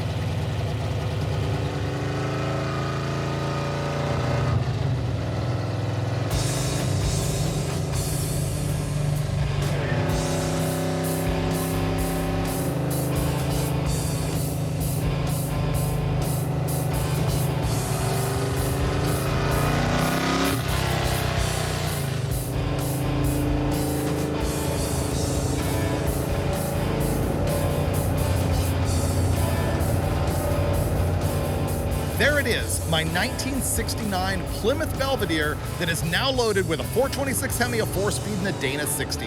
I hope that I can actually live up to my dream of driving a Hemi car like it's nothing. Now, I realize not all of you have a spare Hemi sitting around, but here's what you need to do. Come up with some semblance of your dream car and just get some buddies and make it happen. Stack up the parts, assemble the car, make it run and drive, and you know what? It's gonna be rough around the edges. You're gonna need to tune it up. You're gonna have to fix the stance, but you will have a running, driving dream car, and that gives you the motivation to continue. Just like we do every time on Roadkill.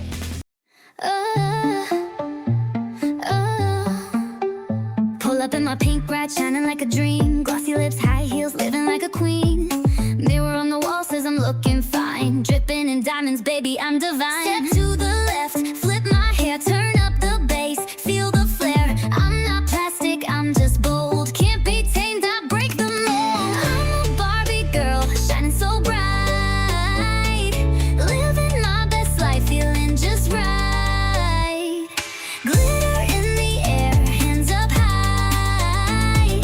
Dance all night under neon lights. Oh, oh, I do what I like. Run the world in pink and white. Pink shades, fast cars, diamonds on my chain. Living my dream, yeah, I make it rain. Champagne popping, lights so bright. Wherever I go, I own the night. Step to the left, flip my hair, turn up the bass, feel the flare. I'm not plastic, I'm just bold. Can't be tamed, I break the mold. I'm a Barbie girl, shining so bright. Living my best life, feeling just right.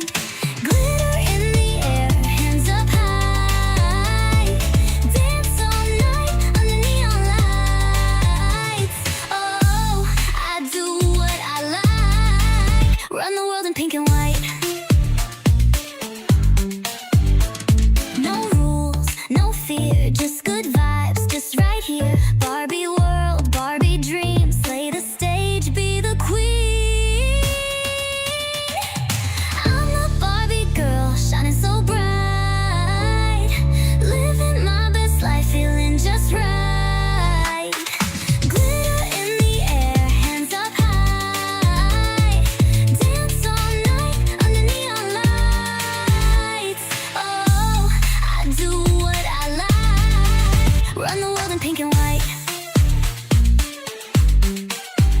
Living large, no regrets. Pink skies, no limits left. Barbie girl, heart so free. This is my world. Watch me be me. Yeah. Oh, watch me be me.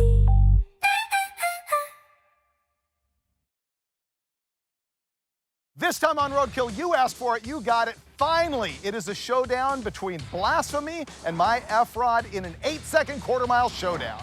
And we made 1,100 horsepower in this car and road tripped it nearly 800 miles. Big win. Still runs.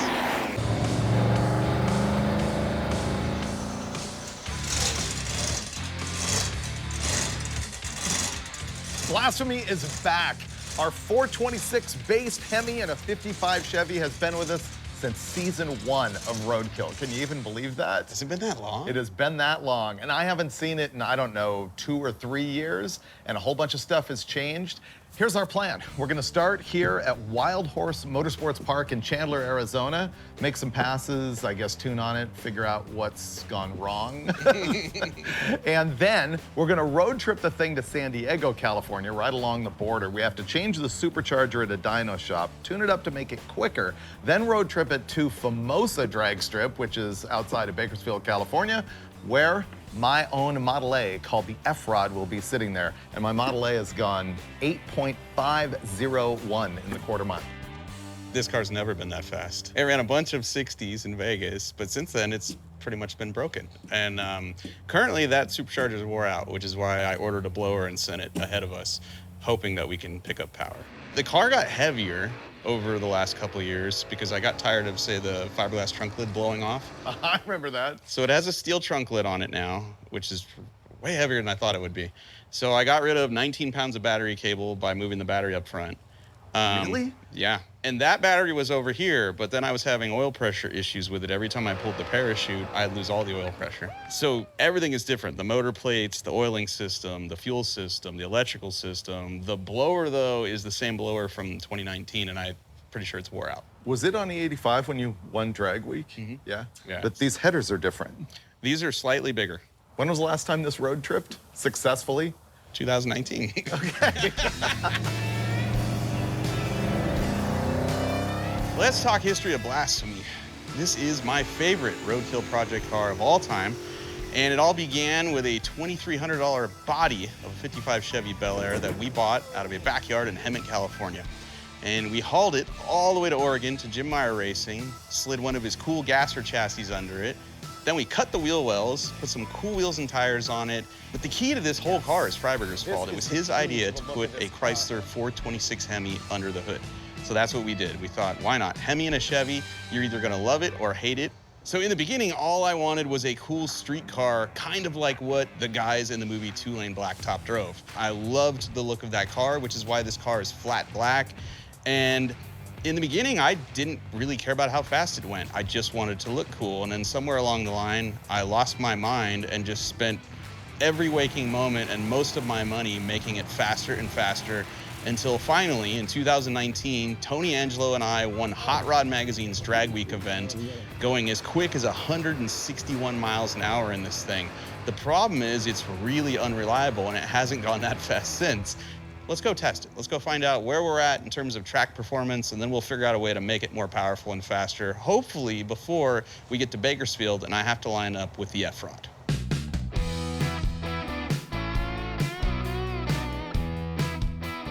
I was doing the nut and bolt check underneath the car, and I found a couple things that needed to be snugged. It wasn't that bad. However, I've spotted a really bad thing about tire clearance. Mike had the rear end narrowed, and unfortunately, with these different wheels, they're too far inboard and they're hitting the inner wheel well.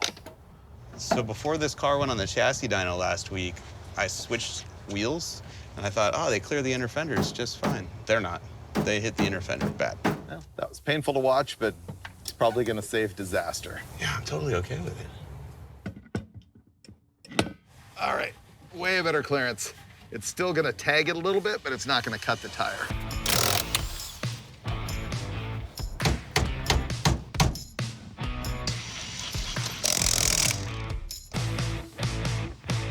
We've gotten through our safety checks and we're ready to go put it on track for the first time. You gonna go all out or you gonna take it easy first time down? Nah, you know me, I'm just gonna go. Okay. Yeah, he'll lift when it gets ugly.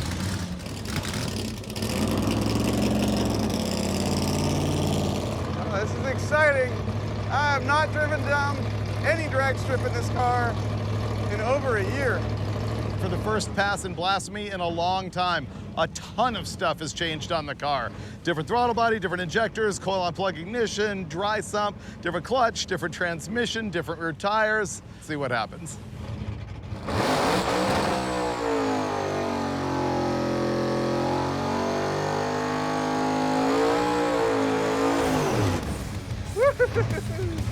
That was fun. Tires are brand new, so we gave them a little bit of extra heat. It's typically a good process for a fresh out-of-the-box tire. All right, getting ready to roll into the beams. We're pre-staged. Now we're staged.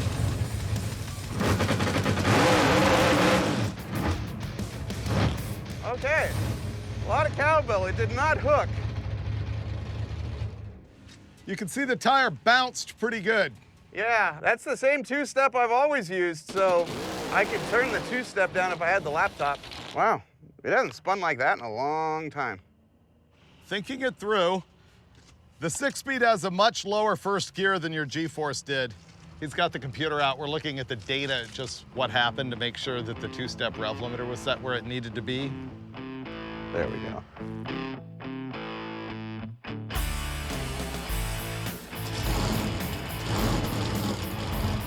All right, burnout number 2.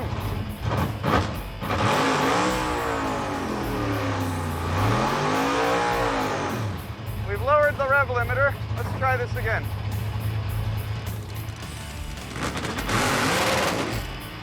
No, just smoke the tires again.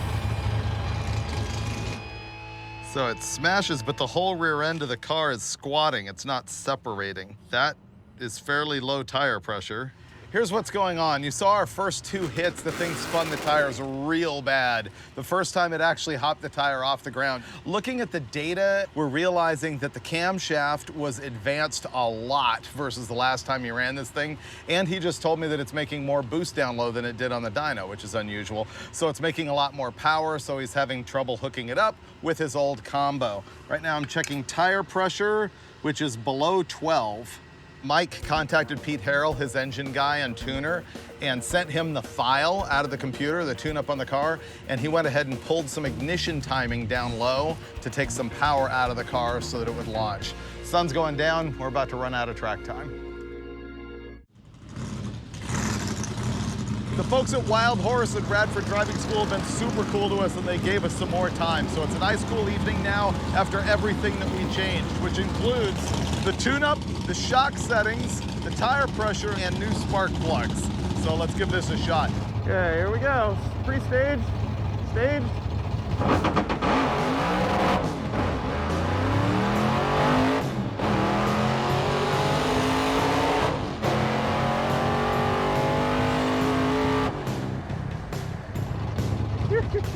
Well, finally got down track. That was a 10:09 at 146 miles an hour. The mile an hour tells you that the car should be way faster. That's a very slow ET for the mile an hour. It didn't fully hook, and he hit the rev limiter in first, and he obviously was granny shifting the thing, but we're headed the right direction. I think he'll probably come back and give it another shot, kind of as is.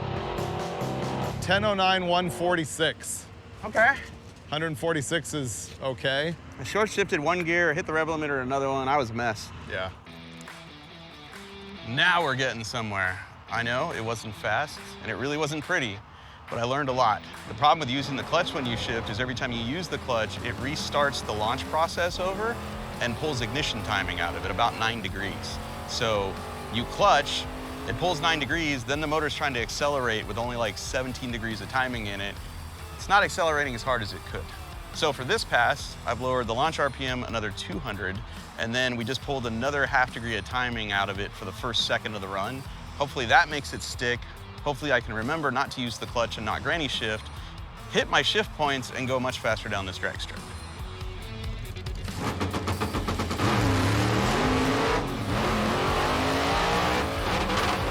Ah! He's using the clutch. That was better, but it went left. I guarantee the 60-foot was better on that one. Well, that was cool and violent. It left pretty hard, but man, this thing goes left like mad. Unfortunately, it seems to me like he was stepping on the clutch again. When he does that, it reactivates the ignition retard for the launch. So I think he just needs to figure out how to shift it without the clutch. Curious what the 60-foot was, because it was way happier. Oh yeah, it was way better, although you went hard left. Yeah. That's like a ladder bar adjustment. Yeah. Or a real tire pressure problem or a brake dragging. We have a little bit of time left. I'd like to make one more pass, at least down the drag strip, to find out, you know, where we're at in terms of this car's performance.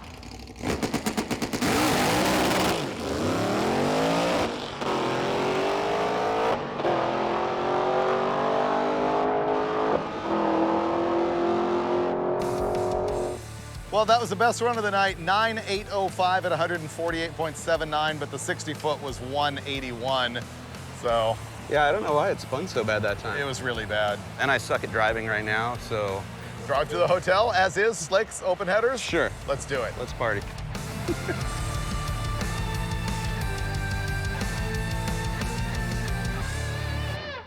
It's road trip day. We're fully tested and ready to go across the entire desert between here and Santee, California, which is like 300 miles, with nothing really in between. We need to take the slicks off and bolt the Coker tires that we had on here. Let's hope it doesn't rain, it won't. Yeah, and then we're going to switch the fuel lines in here because under this trunk floor are 2 different fuel cells. We're gonna switch the tune in the ECU. We're gonna take the little blower pulley off and put a bigger one on just to slow the blower down, and then put the side pipes on so we go less def, and then go.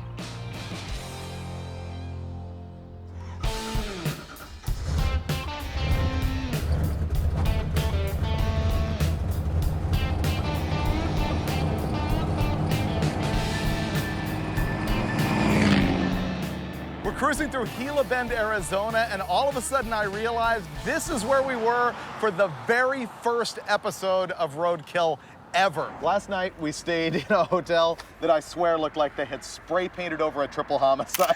It was so bad. And we paid $45 for the privilege of staying there. Yeah, the room was over there in that corner behind that dumpster. All right, that's a bad memory, but wow, 12 years, our first episode. Yeah. All right, good time, let's go. Let's go. I think we're close to the highway.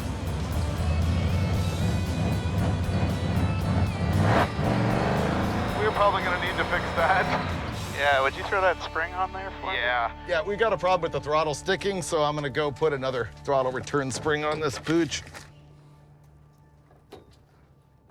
Maybe it's fixed. It's gotta be better than it was.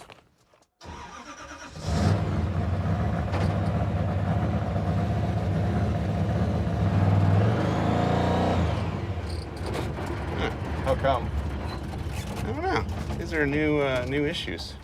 One block later, next problem, the throttle is sticking, or at least the thing's idling way too fast now. We got two springs on here. Show them your port plug trick. This throttle body is a prototype made by a guy named Phil Rohr.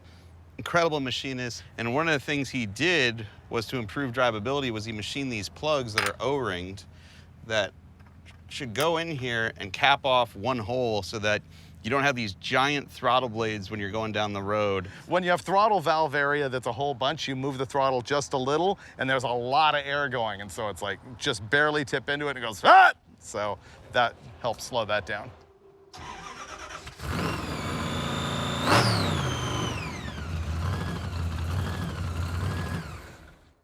Well, that's not enough spring to do it. This is not a car where you want the throttle to be stuck.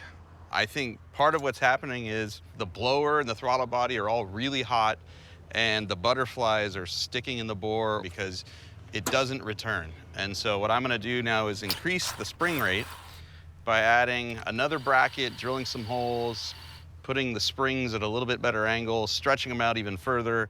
Ignition.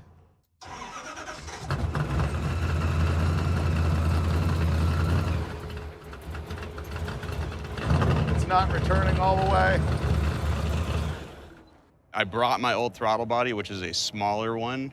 That makes less power than this one makes, but the drivability is, at least today, better. So we're gonna take this off right now and go to the old school Hilborn cast throttle body that I used to have.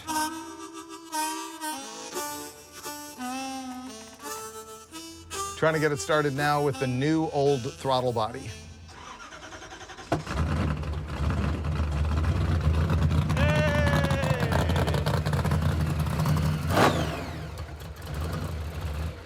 Yay, us. Let's go driving. We've now stayed here longer than we stayed in that hotel room 12 years ago. My turn to drive. If you double clutch, it won't clank when it goes into the first 4 gears. Okay. But you don't have to.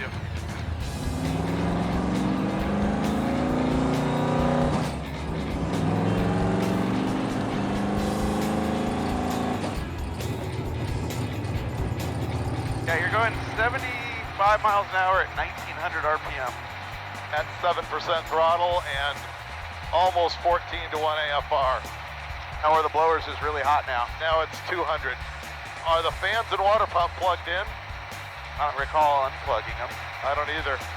It's still going up, 203, 204. I lowered the timing. Let's see what happens here. Yeah, it might not like it. Yep, it's cooling down. So it didn't like the timing.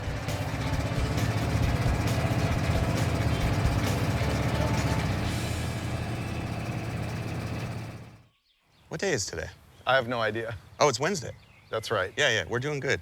Yesterday went really well. What did you think? Oh, I got to cruise the thing. This car is actually way better than you think it is on the highway. I was kind of blown away because I haven't ridden in it or driven it since we drove it all the way across the country in like season 3. That's 10 years ago. It's been 10 years. It's been 10 years. Wow. Yeah. You did great. Yeah. Oh, we learned a lot. Yeah. We learned that it wants to overheat if you lean it out on the highway. That was interesting. I think we both believe this supercharger is wore out. Well, I had one delivered to my friend Andy Rawls' shop, like minutes away from here. And Andy is really good friends with the dyno shop. So we're gonna go to Andy's shop, pick up a new blower for this. Then we're gonna go to the dyno shop, test it in its current configuration, then put a new blower on it and see, does it make more boost? Does it make less heat? Does it make more power? This will be pretty cool because I don't think we've ever done a hub dyno on Roadkill. No, I've only ever seen one once. And now we're at Rawls Precision Machine in Santee, California. The proprietor is a good friend of mine, Andy Rawls. He's the guy that built my drag boat. He does military stuff. He does stuff for the marine industry. And this is where we shipped our new blower. But the guys at the blower shop mailed us one that's wildly different than the one that's on the car. Externally, it looks the same, but there's parts and pieces here for actually tuning where the boost is going, how much of it's gonna come out, and how quickly it's gonna come out, which is pretty sweet. This should make more boost, and we should make more power. Yeah, we won't know until we get to the dyno shop, though. Let's go. Yeah. We're gonna make it. 1 mile on slicks in the rain. We can do it. We can do it. Is this it? We drove 1 entire mile without crashing the car in the rain on our slick tires, and now we are at Darden Tuned, a hub dyno shop right here in Santee, California. I'm excited because I have very little experience with a hub dyno. Same. And we have lots of things we can test. Not a lot of time to do it, but at the very least, we'll find out today, is that blower worn out? And so now with the front clip off, we put it in race mode. So the air filter comes off, we change to a smaller blower pulley, we take the side pipes off, put the bullhorns back on, then go to the back of the car and switch fuel pumps and tanks and make a hit. That's not happening. It's definitely not happening. Mike is consulting with Darden, who's our dyno operator today. I'm changing spark plugs. And there's the plug that we've been driving on, and it might be just a little bit fluffy. I just showed Darden our tune and the data logs from the track the other day to let him know, hey, this thing is happy, it will make a pull. All right, tune is in.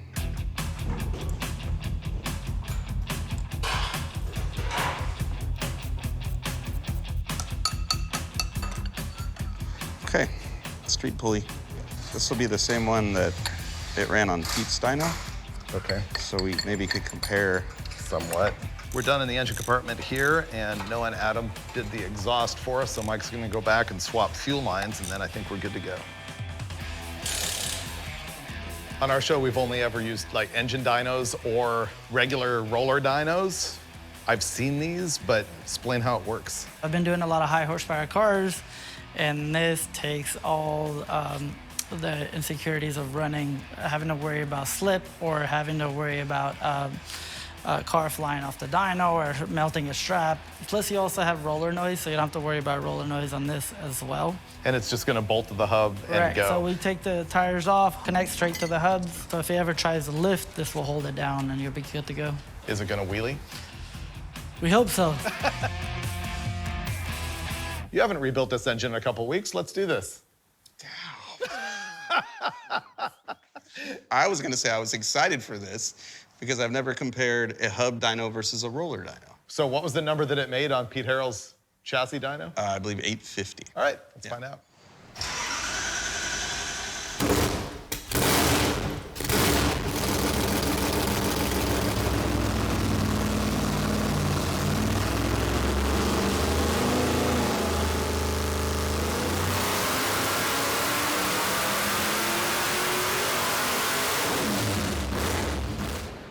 That's a lot of smoke. 940. I'm not entirely surprised. 6,400 RPM. We're gonna go one more because 7,000 RPM? 7,000. Yeah.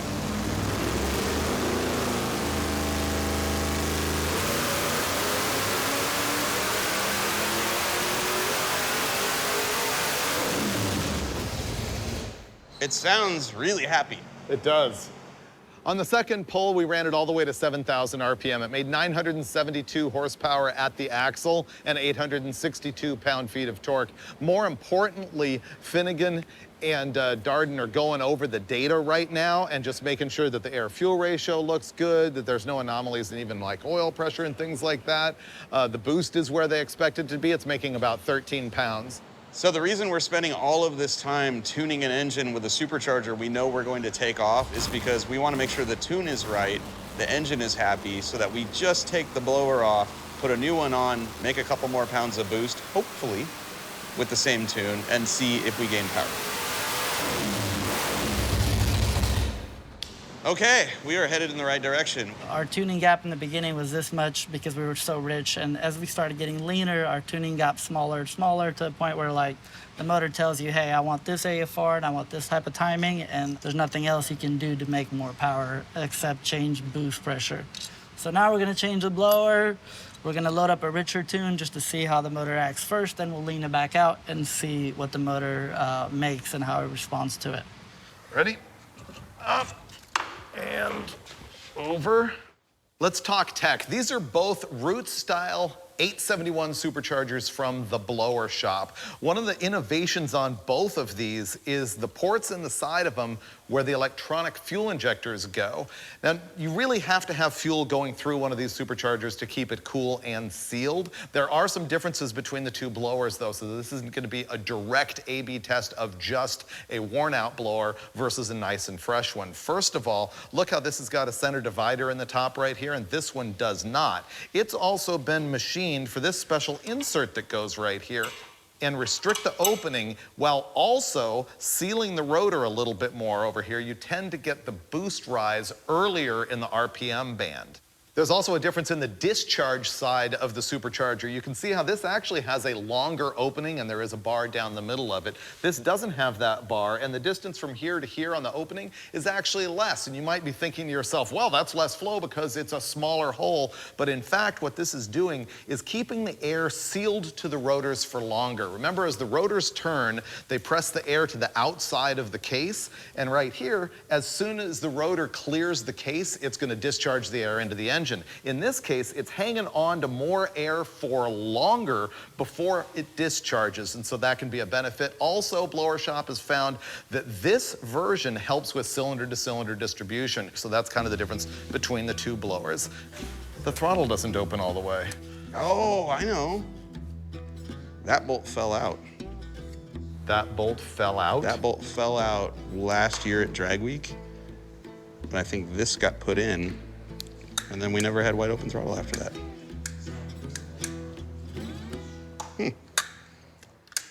The scientific method is now completely out the window. Remember I told you we were gonna try and do an A/B test between the old supercharger and the new one? And then I showed you some little differences between the old one and the new one. Well, now there's way more. In addition to us adding this little spacer back here, we swung our throttle body in here and noticed that spacer completely blocks off the airflow from this throttle body. While doing that, I also noticed that this throttle body doesn't even begin to go to wide open throttle because there is a little bolt on it that those guys changed at Drag Week last year that prevented that from happening. So, once we realized that, we started looking at this gasket that has been between the throttle body and the supercharger the entire time. Then, Darden says, I've seen turbocharged cars kill 20 PSI with a screen like that. And so we decided that we're not gonna run that screen anymore. But then, remember the problem with this blocking the throttle body? We realized that the blower shop had already given us a solution to that with this spacer. So now that spacer is gonna go there, this is gonna go there. So now we've changed the style of the discharge, the style of the inlet, the screen, the spacer, and having wide open throttle. So there's no more scientific method, but now we're gonna make a lot of horsepower, which is all we really care about, let's be honest. Old throttle body, but with new wide open throttle. Now, with 25% more throttle opening. Blower swap is done. Now we're gonna fire it up, set the idle, and then get out of the way because this thing is gonna make some beans.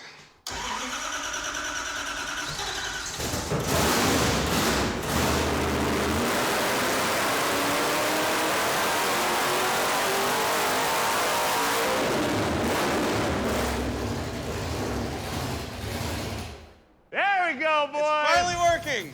That's some steam. I got bad news for you, Mr. Berger. So yeah, she's happy. This car has never made that much power. We're gonna make one more harrow pull. We're gonna put a little more timing in it. We're gonna take some fuel away, and we're gonna rev the engine another 300 RPM because the last pull we stopped at about 6,900. We're now gonna rev it to 72. Most of the people standing around here think it's gonna make somewhere about 1140, 1150. Yeah, it will, and I'll be totally happy with that.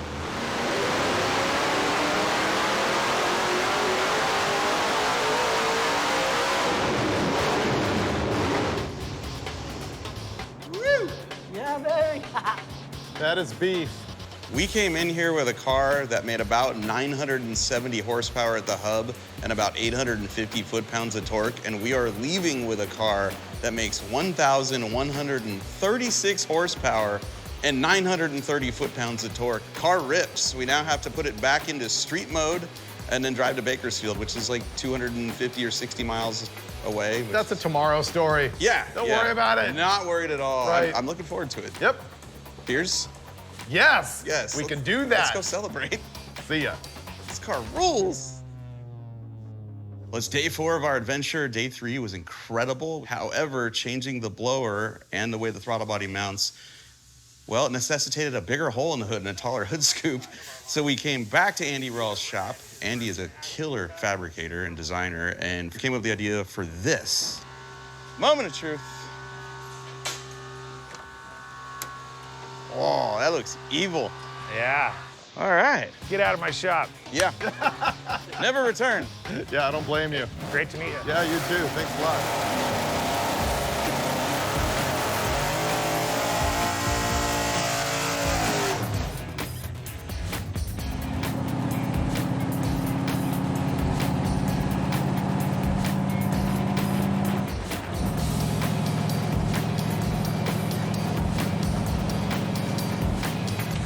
We have driven 68 miles since we left Andy Rawls' shop, and now we're broke-ish. I mean, nothing's falling out, but the clutch doesn't want to release, and so that makes it hard to sit in bumper-to-bumper SoCal traffic when the clutch doesn't want to release. And I think the transmission needs to come out, and we need to remove a shim from behind the throwout bearing.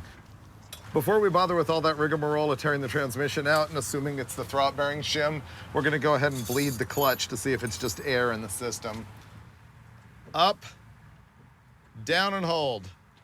So it's either got no air gap or it wasn't moving enough before. Well, if I do this, is there a gap? Oh, you know what? I've got my little camera I could stick in there and see. Yep. All right, definitely an issue with the throwout bearing. So what we're gonna do is take this $30 Bluetooth wireless camera, shove it up through a tiny hole in the side of the transmission to see when it's released, is there a gap? We just bleed it and hit the road, and I think we'll be fine. If there is no gap, we're pulling the trans out and then taking a shim out from behind the bearing to give us a gap. Hey, David, Yep. when I tell you, go ahead and step on it.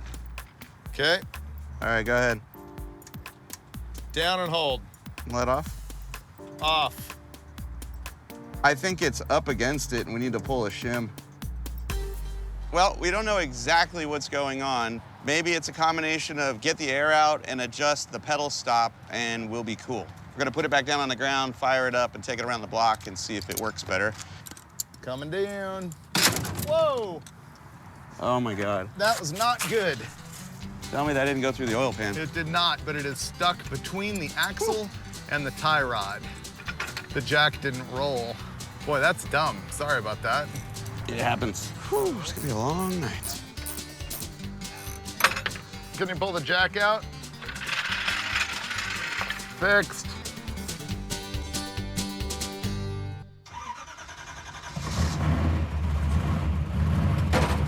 That's not right. Yeah, my foot's in the gas. It's still trying to move. If you crank it right now, what happens? Yeah, it's moving the car. What we just found is that it's still dragging. When you have your foot all the way on the clutch, you put it in gear, it grinds. You put your foot on the clutch and crank it without starting it, and it pulls the car, so the clutch isn't fully disengaging. So the next thing he's gonna do is put a shorter bolt on the clutch stop so that the pedal has more travel to see if traveling the bearing more will disengage the clutch. However, the balance you need to play is that if you stroke the bearing too far, then it comes apart, the O-ring seal on the hydraulic bearing pops out, fluid drops everywhere, and it's game over. And even if we take it apart, then we might not be able to get the bearing back together. So that's where we're at. Listen to hear if it grinds in gear.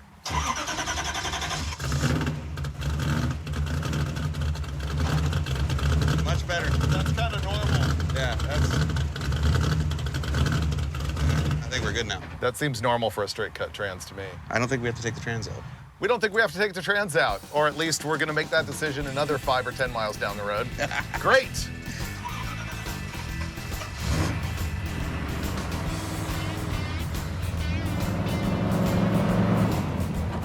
Oh, it's not squeaking anymore. Yeah, it's happier.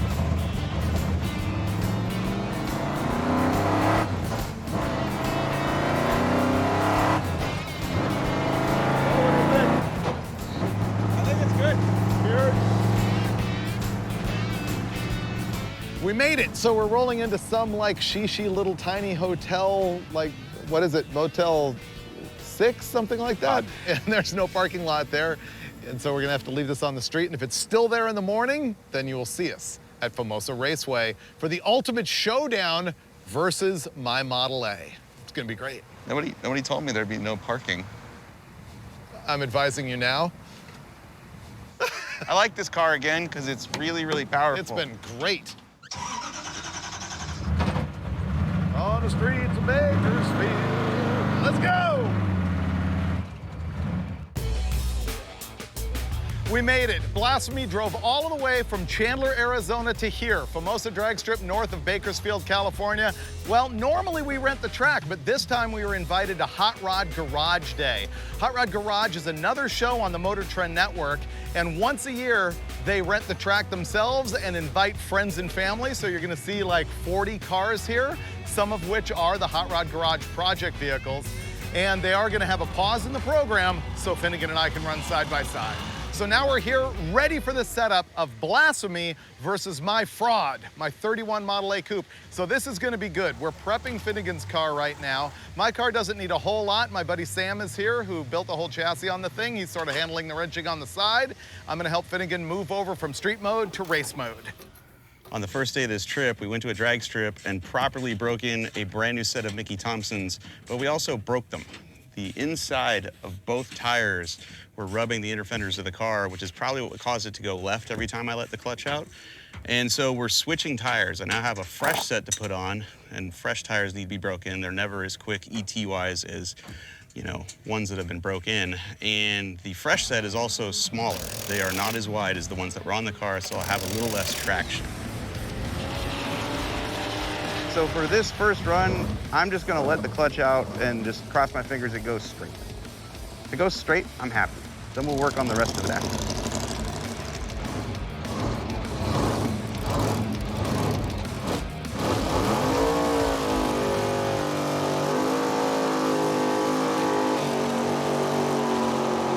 Woo-hoo-hoo!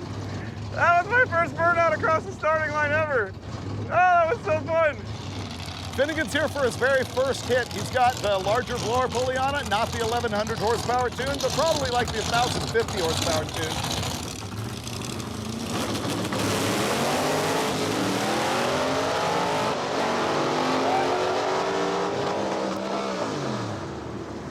Okay, that was bad. Everything was going really well until I missed fourth gear. Finnegan made his first pass, and it was a non-ET because it looked like the driver's door flew open. So that's gonna be a big pucker. That was interesting. You missed fourth, and then someone said, no, his door flew open, he lifted. Which one happened? Oh, both. Both. Both things happened. Yeah, I've never missed fourth. That was a new adventure for me. It was going so well, I was like, yeah! Oh! No. So you cut an 065 light, not bad. 135 60-foot time. So you want to go back and make another hit before they break for lunch? I can't guarantee I'll get it right, but yeah, I want to go. Cool, let's go. At least we don't have to pack a chute.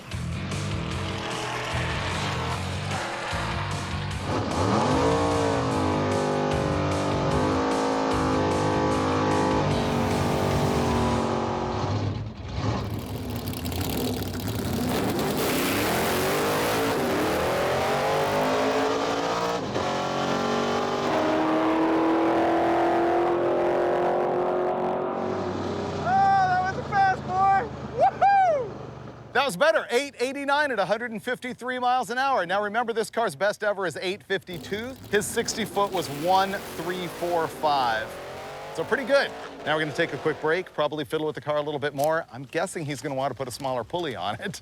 And we'll find out if he can do quicker than that. 889, 153. Oh, and the little pulley. Oh, dude. We're gonna have a good race.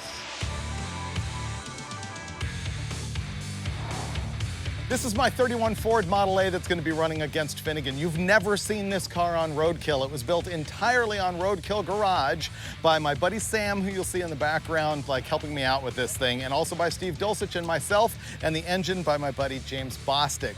It's a 31 Ford Model A. It weighs 2,450 pounds. The engine is a 572 big block Chevy. It's actually the same heads, crank rods block that I used at Bonneville to run my fastest time ever. This thing has been 261 miles an hour at Bonneville. It makes 950 horsepower. It's got a Gearstar Power Glide, Mosier 9-inch, 410 gears, 31-inch rear slick from Mickey Thompson. So when you put that much power with this much lightness, you get a best ever ET right here at Famosa of 8.501 seconds at 151 miles an hour. Maybe it went 155 on that one. Here's what makes this race actually personal for me. Finnegan has supercharger, EFI, like strain gauge on the shifter, I think, all sorts of rocket science. I went exactly the opposite direction. This has no power adder. It's carbureted. It doesn't even have an electric fuel pump. It's a mechanical fuel pump. So even though they're both retro-looking cars, this is very much like new technology with boost versus old technology, all motor.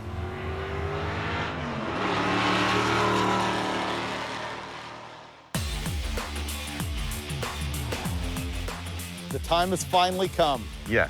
Make it 3 yards, my friend, and we'll have ourselves an automobile race. Boom. Head to head, you've been waiting for it. Blasphemi versus the F-Rod. Good luck. I need it. Special guest host Steve Dulcich here for the battle of the Roadkill hosts. Who's gonna come out on top? I'm gonna be watching the action along with you.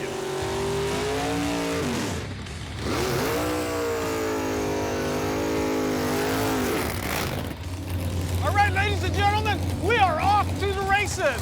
This is gonna be epic. 2 8-second Roadkill cars lining it up for the honor of the fastest car on Roadkill.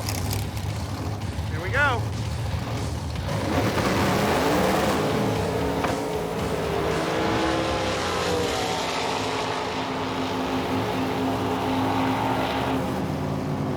.873 at 150 miles an hour. Finnegan, however, had some kind of problem off the starting line. All right, well, that didn't work. It just blew the tires off at the starting line.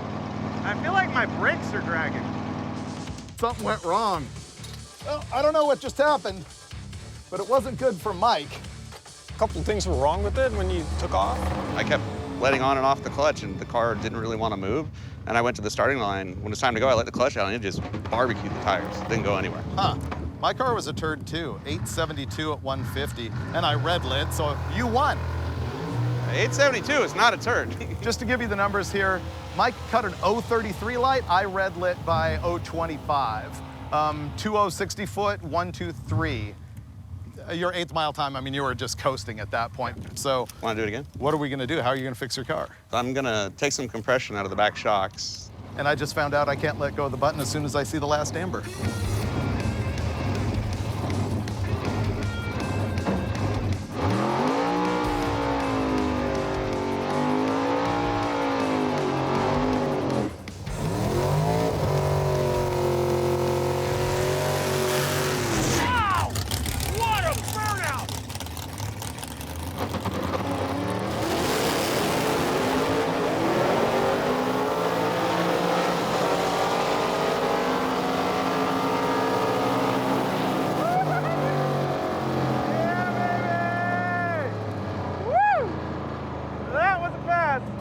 The trans brake didn't engage the first time.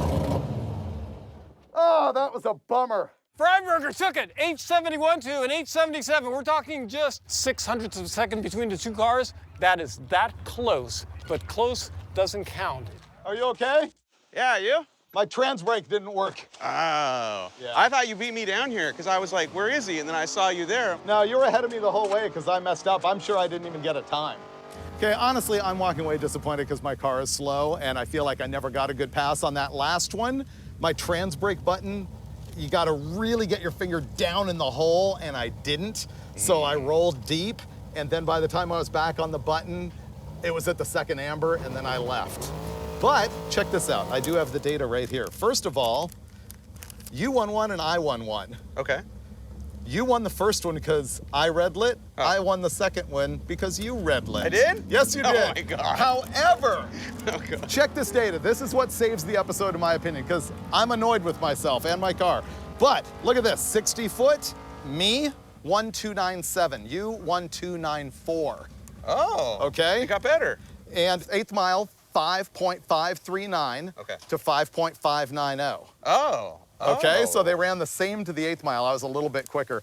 Out the back, me, 8718, you 8775. Oh, that would have been a good race. And you went 154, I went 152. If we had both been on the tree, that would have been a great race. Wow. First, let me go the negative. My car is 2/10 slow, and I was a disaster on the Christmas tree. Now let's go positive. We both ran 8s. You made more power than you ever have. You drove your car from Phoenix to here. We finally ran them both side by side. And if you bench race this ticket away from all of the reaction time garbage, they were really, really close, and it would have been a good race. We're gonna have to do this again. We have to do it again the right way. This was not that. Hemi in one piece is probably the biggest victory of the whole thing. It's not on fire and the rods aren't laying on the ground. I'm good.